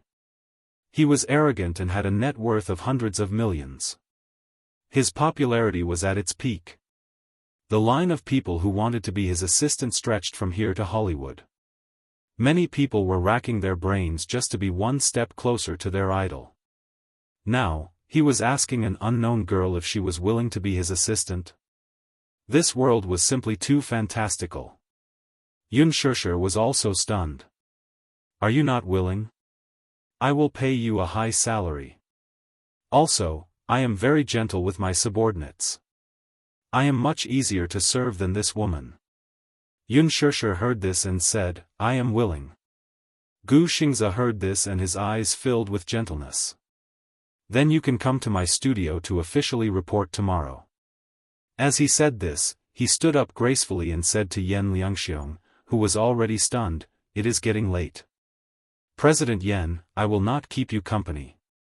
Everyone was stunned. Gu Xingzi pushed the door open and was about to leave. When he turned around, he saw Yunshishir still sitting there in a daze. He said helplessly, "My little assistant, it is so late. Shall I take you home?" "Oh." Yunshishir was a little dizzy. Superstar Gu wanted to take her home? Would his fans throw darts at her and spit at her? Yunshishir stood up obediently and left with Gu Xingzi. Yen Liangxiong came back to his senses and spat angrily. He was naturally unhappy to see the beauty in his mouth being snatched away from him. Chapter 88. There was someone who was even more unhappy than her. Han Jingyi said, "Humph. How am I not as good as this B***tch? I think she must be the reincarnation of a vixen, born to seduce men." "Humph. Forget it, Han Jingyi. You should think of a way out." Yen Liangxiong sneered. After Gu Xingzi's words, he couldn't help but think that this woman in front of him was just an ordinary woman. Compared to Yunshishir, she was nothing. She was like a wildflower by the roadside. He didn't like her. "What do you mean?" Han Jingyi was confused. "You're still a newbie in Huanyu. How dare you go against Gu Xingzi?" "So what? Han Jingyi had already given up on Gu Xingzi. Being mocked by her idol was like being stabbed in the heart. I think you don't know the immensity of heaven and earth. Don't you know? Gu Xingzi holds 20% of Huanyu Entertainment's shares. He's one of the company's major shareholders. Even I have to act according to his wishes. Who do you think you are? How dare you slam the table with him? Don't even think about working in this industry anymore. Wait for your contract to be terminated tomorrow. What? Gu Xingzi is a major shareholder of Huanyu? Oh my God. Han Jingyi gritted her teeth. She was so regretful that her intestines were turning green. President Yan, what should I do? I don't want to be fired. Han Jingyi cried and begged. Humph. I can't save you. Look at you. You have big boobs but no brains. You don't think before you speak. You're making me unhappy. Yan Liangxiong waved his hand and left. Just as he left the hotel, Gu Xingzi turned around. Yun Shishir walked unsteadily and bumped into his chest. Ouch. She rubbed her forehead. She was a little dizzy. Gu Xingzi pinched Yun Shishir's nose and said helplessly, "Silly girl, why don't you thank me for saving you from the tiger's den?" What do you mean? Yun Shishir was still a little confused. Naturally, she didn't understand the meaning of her words. You're not in the industry, so you don't know what kind of person Yan Liangxiong is. He leaned over and looked into her eyes. His breath smelled like orchids. He likes girls like you. You're so pure, innocent, and tender. If you didn't come out with me just now, you would have been eaten alive by him. Are you scared? Gu Xingzi saw that she was in a daze. He couldn't help but love this girl who was as pure as a little white rabbit. He rubbed her head affectionately. This industry is like this. Materialistic people like you will be eaten alive sooner or later. Yun Shishir was still a little shaken. She said gratefully, "Thank you. If it weren't for you, I'm afraid I would have been in deep trouble today." If it weren't for him, she really didn't know how to face Yan Liangxiong, who wanted to eat her alive. Let's go home then. Gu Xingzi patted her shoulder. What time should I report for work tomorrow, then? She asked with a smile as she trailed behind him. You really want to be my assistant? Gu Xingzi didn't know whether to laugh or cry. It's very hard to be my assistant. Not only do you have to do public relations for me, but you also have to deal with paparazzi. What's worse is that you have to face situations like today. Can you handle it? Yun Shishir suddenly realized that being an assistant wasn't an easy task. Then you asked me if I was willing to be your assistant. Chapter 89. I was helping you get out of trouble, Gu Xingzi said matter-of-factly. You must be a very sensible girl, right? Gu Xingzi looked at her and suddenly said, You must have suffered a lot just now, but I didn't see you shed a single tear. I'm used to it. Yun Shishir's shoulders shrunk a little when he touched the most vulnerable part of her heart. Gu Xingzi leaned over slightly and smoothed her bangs. His lips curled into a gentle smile. But you're a girl. Why do you have to be so strong? A crying child will get sweets. Yun Shishir was a little stunned. Since she was young, she had been very sensible and strong. She was even overly stubborn. Even if she had suffered a lot, she had never said a word. She had endured it all by herself. But the more she endured, the more she had to bear. She pursed her lips and smiled at Gu Xingzi. Thank you. I understand what you mean. Yes. You're a girl. You have to make good use of your advantages. Gu Xingzi suddenly thought of something and a smile flashed across his eyes.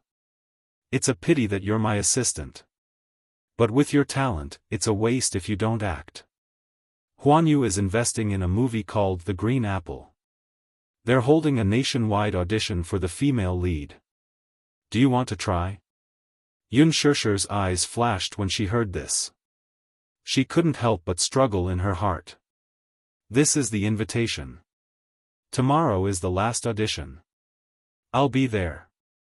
Gu Xingze handed her a small and exquisite letter. This letter was more exquisite than a normal invitation letter. It was inlaid with gold and had a piece of satin lace. It was a first-class invitation letter and there was only one of it. Gu Xingze gave it to her. It went without saying that he valued and appreciated her. Outside the window, it was raining. Gu Xingze's assistant rushed over. He was stunned when he saw a thin girl beside him. Xingze, this is, oh. Gu Xingze didn't know how to introduce her. Unspoken was a little dizzy because of the wine, but she still forced herself to stay awake and smiled politely. Hello, my surname is Unspoken. Oh, sure. That's a very nice name. The assistant smiled gently. The three of them chatted for a while before heading to the parking lot. The Bentley was parked by the roadside. After waiting for a long time, Yun Tianyu finally saw his mother's figure and wanted to get out of the car to meet her. Li Hanlin immediately stopped him. Director Yun, it's raining heavily outside. You should wait in the car. Yes. I'll have to trouble you then. Li Hanlin smiled and got out of the car with an umbrella. Gu Xingze's nanny van was parked not far from the Bentley. Just as the three of them were about to get in, a man in a suit got out of the Bentley in front of them. Miss Yun, I'm here to pick you up. Gu Xingze looked at the man and then at the expensive luxury car behind him. For a moment, his eyes were filled with doubt. This man, who looked like a dragon among men, was very respectable, yet when he looked at Unspoken, he was incomparably polite and gentle. Who was he? Why was he here to pick up Unspoken? It was not that he had never seen such a scene before. Many female artistes in the entertainment industry looked pure and clean on the screen, but in reality, they had sugar daddies behind them. They would do anything to get ahead, be it drinking or sleeping with others. No matter what dirty methods they used, they would do anything to get ahead. He had been in this industry for many years and knew how muddy the waters were. A-list female artistes often had a few sugar daddies behind them. Once one was tired of her, he would dump her to the next. Women were like commodities for him to enjoy. Chapter 90. Unspoken was confused. She did not know the man in front of her. Who are you? Li Hanlin's smile did not change. He leaned closer to her and said softly, Young Master Yun is waiting for you in the car. Young Master Yun, you? Unspoken's expression changed again and again. She looked at the car in shock and panic. However, she saw Yu leaning against the window and waving at her with a warm smile on his face. Only then did her heart calm down. Gu Xingze, thank you. You don't have to send me off. Be careful on the road. Sure, are you alright? Gu Xingze was a little worried when he saw this. He did not know where this man came from, so he was naturally worried. His assistant beside him could not help but feel a little confused. What was wrong with Gu Xingze? She had been in the entertainment industry for so many years, but she had never seen the cold and arrogant Gu Xingze look at a woman more than once. Gu Xingze was an ascetic handsome man. She had even doubted his sexual orientation. However, the young lady in front of him was indeed different from other women. She had delicate features and an aura that no one in the industry could compare to. I'm fine. Don't worry. Unspoken smiled and hurriedly followed Li Hanlin into the car. Gu Xingze looked at her and was stunned. He then smiled helplessly. He seemed to have lost his composure today. Perhaps it was because he had seen too many dirty tricks in the entertainment industry. Now that he saw an unbelievably pure woman, he actually had some inexplicable emotions. He actually wanted to protect this purity of hers. Gu Xingze sighed softly. He walked slowly into the nanny van and left. Unspoken got into the Bentley. She was stunned by the gorgeous scenery in the car. She had never sat in such a luxurious car. She had only seen it on TV. Yu, why are you? Yu rolled his eyes. Obviously, he would not tell her his true identity. If he said it out loud, he was afraid that mommy would not be able to take it. For the past 6 years, he had always played the obedient card and played the innocent role. If he told the truth, his mommy would never believe it. Mommy, this is Uncle Li. He's the principal of my kindergarten. Li Hanlin was also quick-witted and immediately followed up. Nice to meet you, Miss Yun. Nice to meet you. With a smile on his face, Li Hanlin was in disbelief. He looked at Yun Shishir with an unfathomable gaze. God, what was the background of this young and beautiful woman in front of him? She looked like a high school student who had yet to graduate. Could it be that she had saved the galaxy in her past life by giving birth to a genius like Yun Tianyu? How did she give birth? Can you tell me the trick?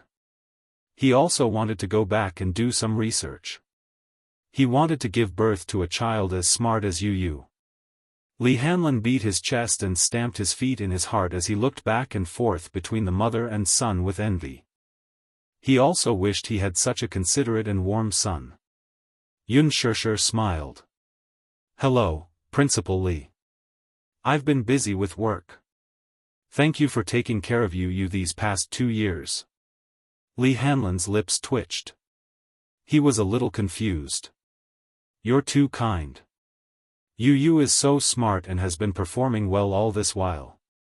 Principal? How could a principal afford to drive such a car? Yun Tianyu smiled and interrupted this topic. Principal, thank you for sending me and my mommy home today. You're welcome. Li Hanlin smiled and immediately instructed the chauffeur to start the car. The Bentley slowly started moving. However, the three were unaware of it. Not far away, a Bugatti Veyron followed closely behind. Chapter 91.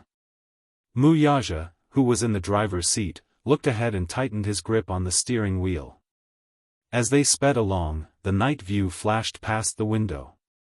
Yun Shishir really treated Li Hanlin as the principal of her kindergarten and kept asking him about Yu's situation in school. Principal Li, as a mother, I'm really incompetent. How is Yu's performance in school? Did he cause you any trouble? Li Hanlin maintained a polite smile on his face, but he was about to cry in his heart. It was too difficult to act out this act. He turned his head and looked at Yu helplessly. The little one saw that he was in a difficult position and couldn't help but snicker. His beautiful eyes curved into crescents and he looked exceptionally beautiful. Mommy, didn't the principal say that Yu's performance was very good? He stuck out his tongue. In fact, his performance in kindergarten was quite good, especially his popularity in the school. Not only was he smart, but his delicate and handsome face also made him the little male god in the hearts of many little Lolas. The girls who wanted to hold hands with him lined up from the school gate to his classroom door. Even the teacher doted on him. The boys in his class were also very respectful towards him. Along the way, the three of them chatted happily. The Bentley soon stopped in front of the apartment building. At this moment, the night was already a little chilly. Yun Shishir carried Yu out of the car. The cold wind blew and both mother and son shuddered. Yu buried his head in Yun Shishir's chest and gave him a look. Li Hanlin immediately came forward and put his coat on them. Before Yun Shishir could thank him, a beam of high beam shone on the three of them. The beam of high beam was extremely strong and was accompanied by the low roar of a high-performance sports car's engine. Vroom. Vroom. Vroom. The sound came one after another. It was as if an angry lion was growling threateningly, glaring at them like a tiger eyeing its prey. It was ready to pounce on them in the next second. Yun Shishir was a little frightened. She subconsciously pulled Yu into her arms and covered his eyes. The beam of light was so strong that she could not open her eyes. Li Hanlin also covered his face with his hand, and his face gradually became sullen. Damn it, this sports car's headlights must have been modified. They were so strong that they almost blinded people. Just as he was about to explode, the headlights went out. The roar of the sports car's engine also quieted down. Tranquility returned under the night sky. Yunshursher was in a trance for a while before her vision finally cleared up. She glared at him angrily. The sports car was parked quietly under a street lamp not far away. It was a silver Bugatti Veyron convertible sports car. With its streamlined lines, it was obvious that it was expensive. However, when she saw the cold-looking man in the driver's seat of the sports car, she felt as if she had fallen into an ice cellar. Wuxia sat in the driver's seat with a gloomy expression. A cigarette that was about to burn out was held between his fingers, and the sparks flickered. The ashes fell on the exquisite steering wheel, as if his eyes were covered with dust. He sat motionless, as handsome as a god. His handsome face, which looked as if it was carved by the gods, was extremely tense at this moment. Especially his deep eyes, which were like an abyss, could not wait to devour the soul of the woman in front of him. There was anger in his eyes, but even he couldn't understand why he was so angry. He, Wuxia, actually lost control because of a woman. Chapter 92. He didn't understand why he had lost control.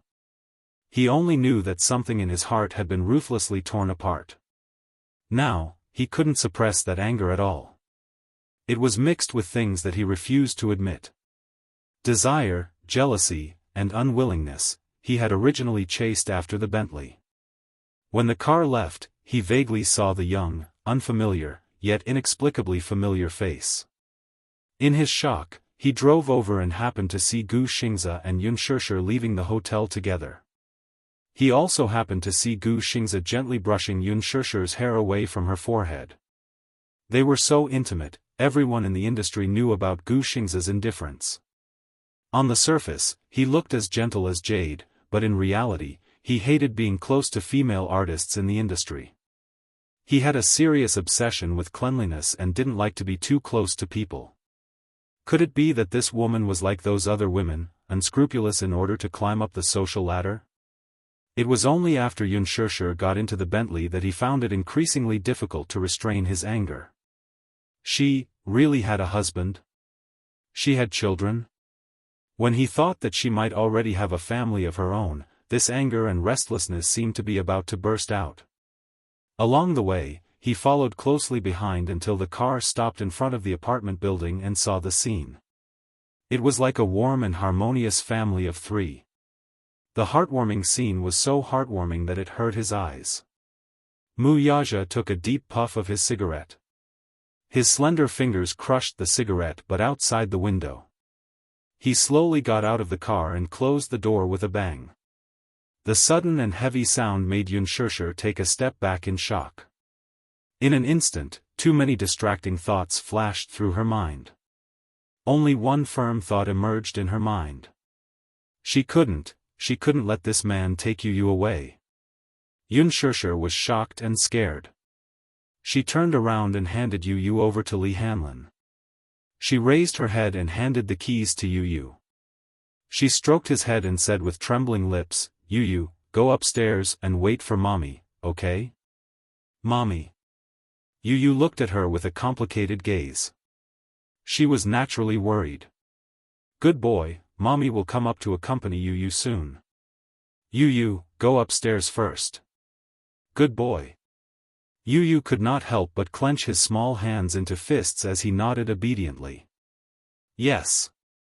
Li Hanlin had a complicated look on his face as he carried Yu upstairs. Yunshursher's thin body shivered in the cold wind. She turned around with a pale face and met the man's cold eyes. Wuxia looked at her coldly. His eyes were probing and cold. They were as sharp as a sword. He stared at her as if he wanted to see through her frail body. Yunshursher felt uncomfortable under his gaze. It was as if he was going to pierce through her body. You. What do you mean by this? Are you following me?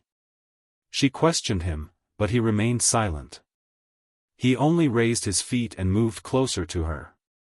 The aura on his body was too strong. As he approached, it was as if there were countless invisible sharp auras spreading out endlessly, surrounding her body. The man stood in front of her arrogantly. His intimidating height made her seem so weak. She was so weak that she was like a porcelain doll. It was as if he could crush her with a light pinch. "What are you doing?" She widened her eyes warily. Chapter 93. Before she could defend herself, the man took a big step forward and forced her to the corner of the wall. His tall figure came over and trapped her in the corner. There was no way to escape and no way to retreat. Wuxia bowed his head expressionlessly and easily controlled her in his world. He was as arrogant as an overlord who ruled over the life and death of all things. He pinched her chin and forced her to look up to meet his face. His voice was as tense as a frozen zither string. "Who is this man?" Xianxia was a little stunned. Her silence angered him even more. "Who is this man to you?" Xianxia looked at him in shock. Wuxia frowned and tightened his grip on her chin. In an instant, he hurt her and she cried out softly. "Huh? Speak." Xianxia was embarrassed and angry. She pushed him hard with both hands, trying to break free from his control. However, there was a huge difference in strength. No matter how much strength she used, the man did not move and forced her even more. "Be good. Tell me, who is he?" Wuxia leaned in close to her face.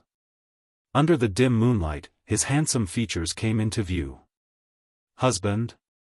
Xianxia's thin lips trembled and she shook her head. Wuxia furrowed his brows slightly, but his thin lips coldly spat out two words that were like ice cubes crashing against each other. "Lover?" Xianxia flew into a rage out of humiliation. She stared at him coldly and gritted her teeth. "No. No?" Wuxia stared at her, his lips curled into a smile.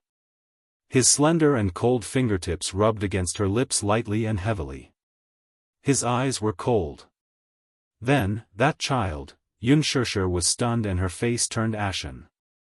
Her eyelashes trembled violently and her eyes darted around, not daring to look at him. The man narrowed his handsome eyes. He could see that she was so afraid that her whole body was trembling. It was as if she had a guilty conscience and was about to be exposed when she was trembling with fear. Why was she so afraid? What exactly was she afraid of? He recalled the scene earlier and felt that this woman's behavior was so strange and fishy.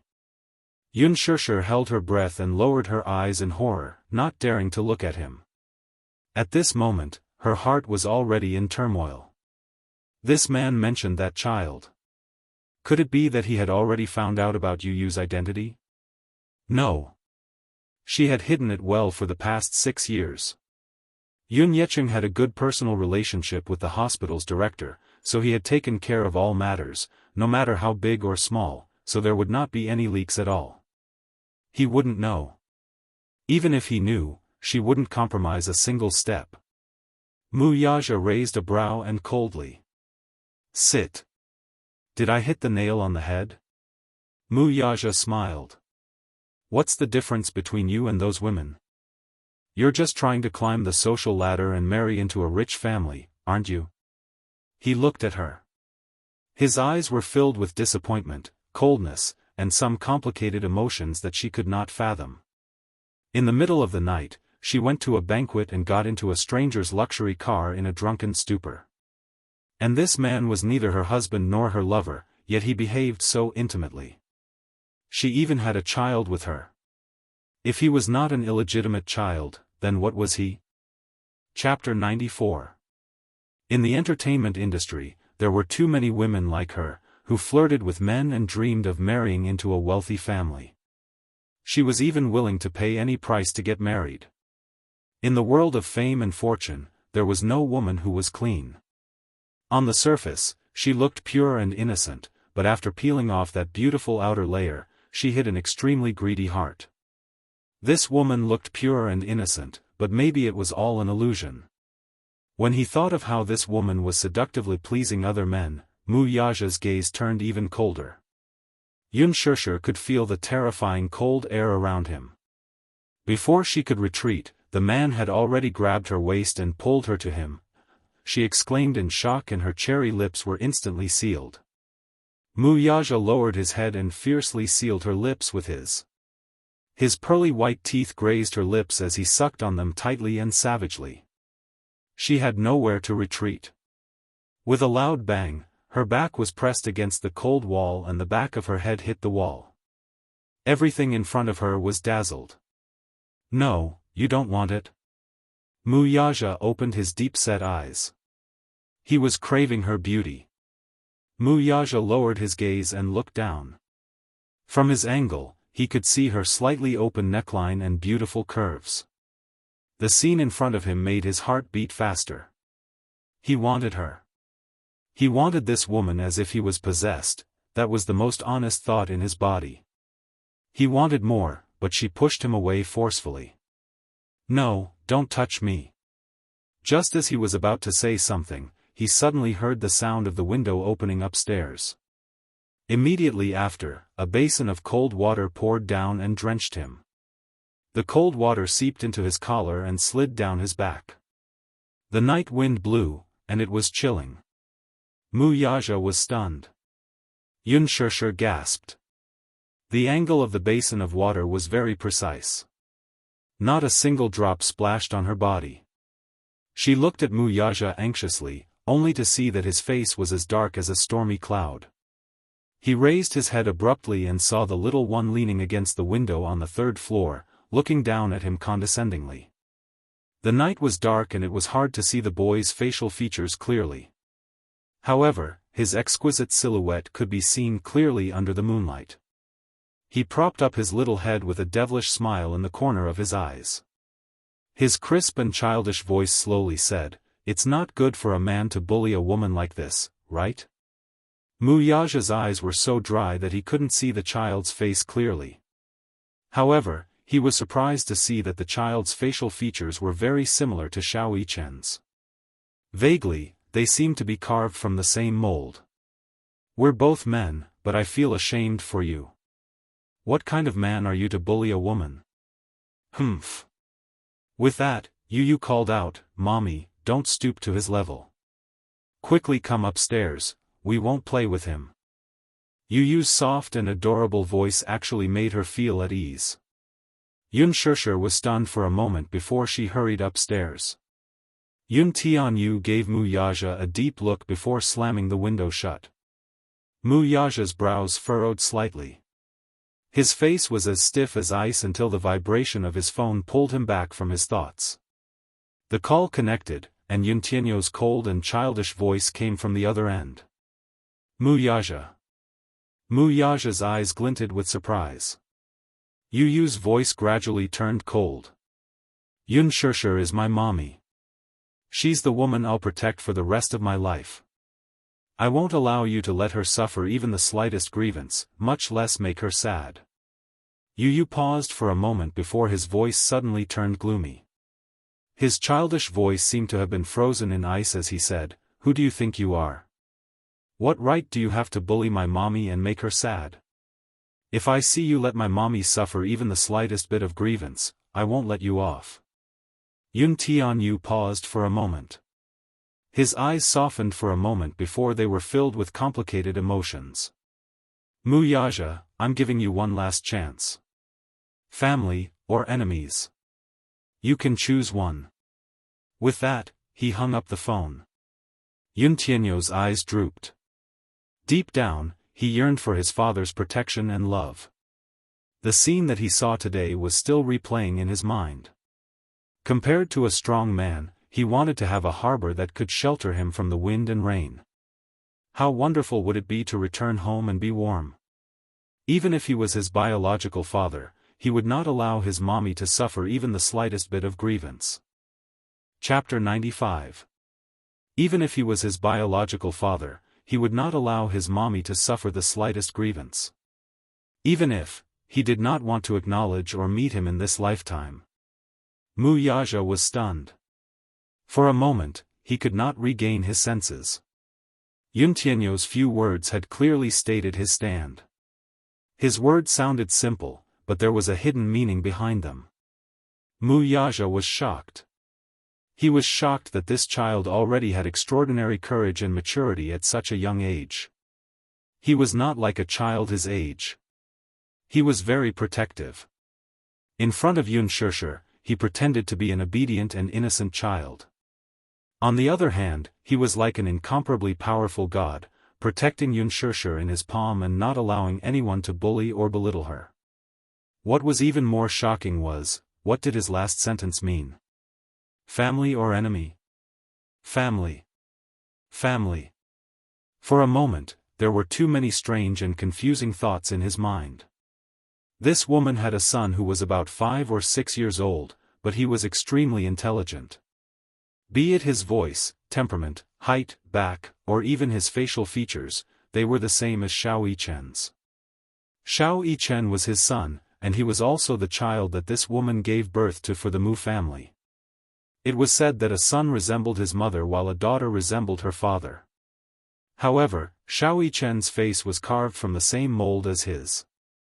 This Yun Tianyu was also 6 years old. Mu Yaja was a little shocked. It was not that he did not investigate this woman's background, but there was very little information. In fact, there was no mention of this woman's son. Was this son her flesh and blood? If so, who was his father? Recalling Yun Tianyu's warning to him over the phone earlier, which was, choose between family or enemy, he was greatly shocked. Mu Yaja was suddenly stunned. He suddenly recalled that this woman's pregnancy test report came out that she was pregnant with twins.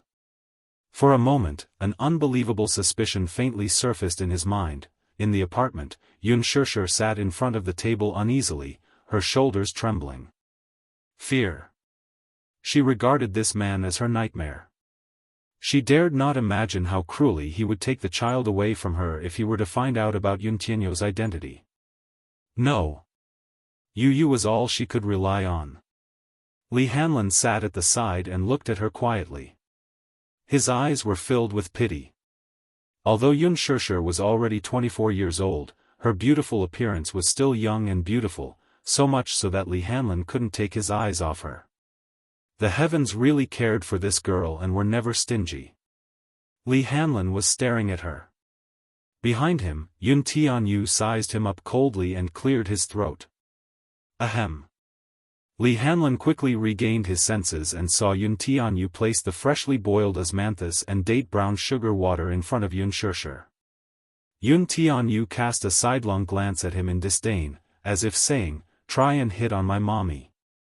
Li Hanlin immediately pretended to beg for mercy and mouthed, "Director Yun, please don't misunderstand." How would he dare to have designs on Yunshushi? Not to mention the fact that she might not like him, with Yun Tianyu, this protective angel, in the middle, how would he have a chance? "Mommy, drink this bowl of brown sugar water and rest early." Yu turned his face, and his eyes regained their tenderness. No matter how cold he was to others, he was always so gentle and considerate in front of his mommy. Knowing that she was not feeling well these few days, he prepared the osmanthus brown sugar water in advance to replenish her blood and energy.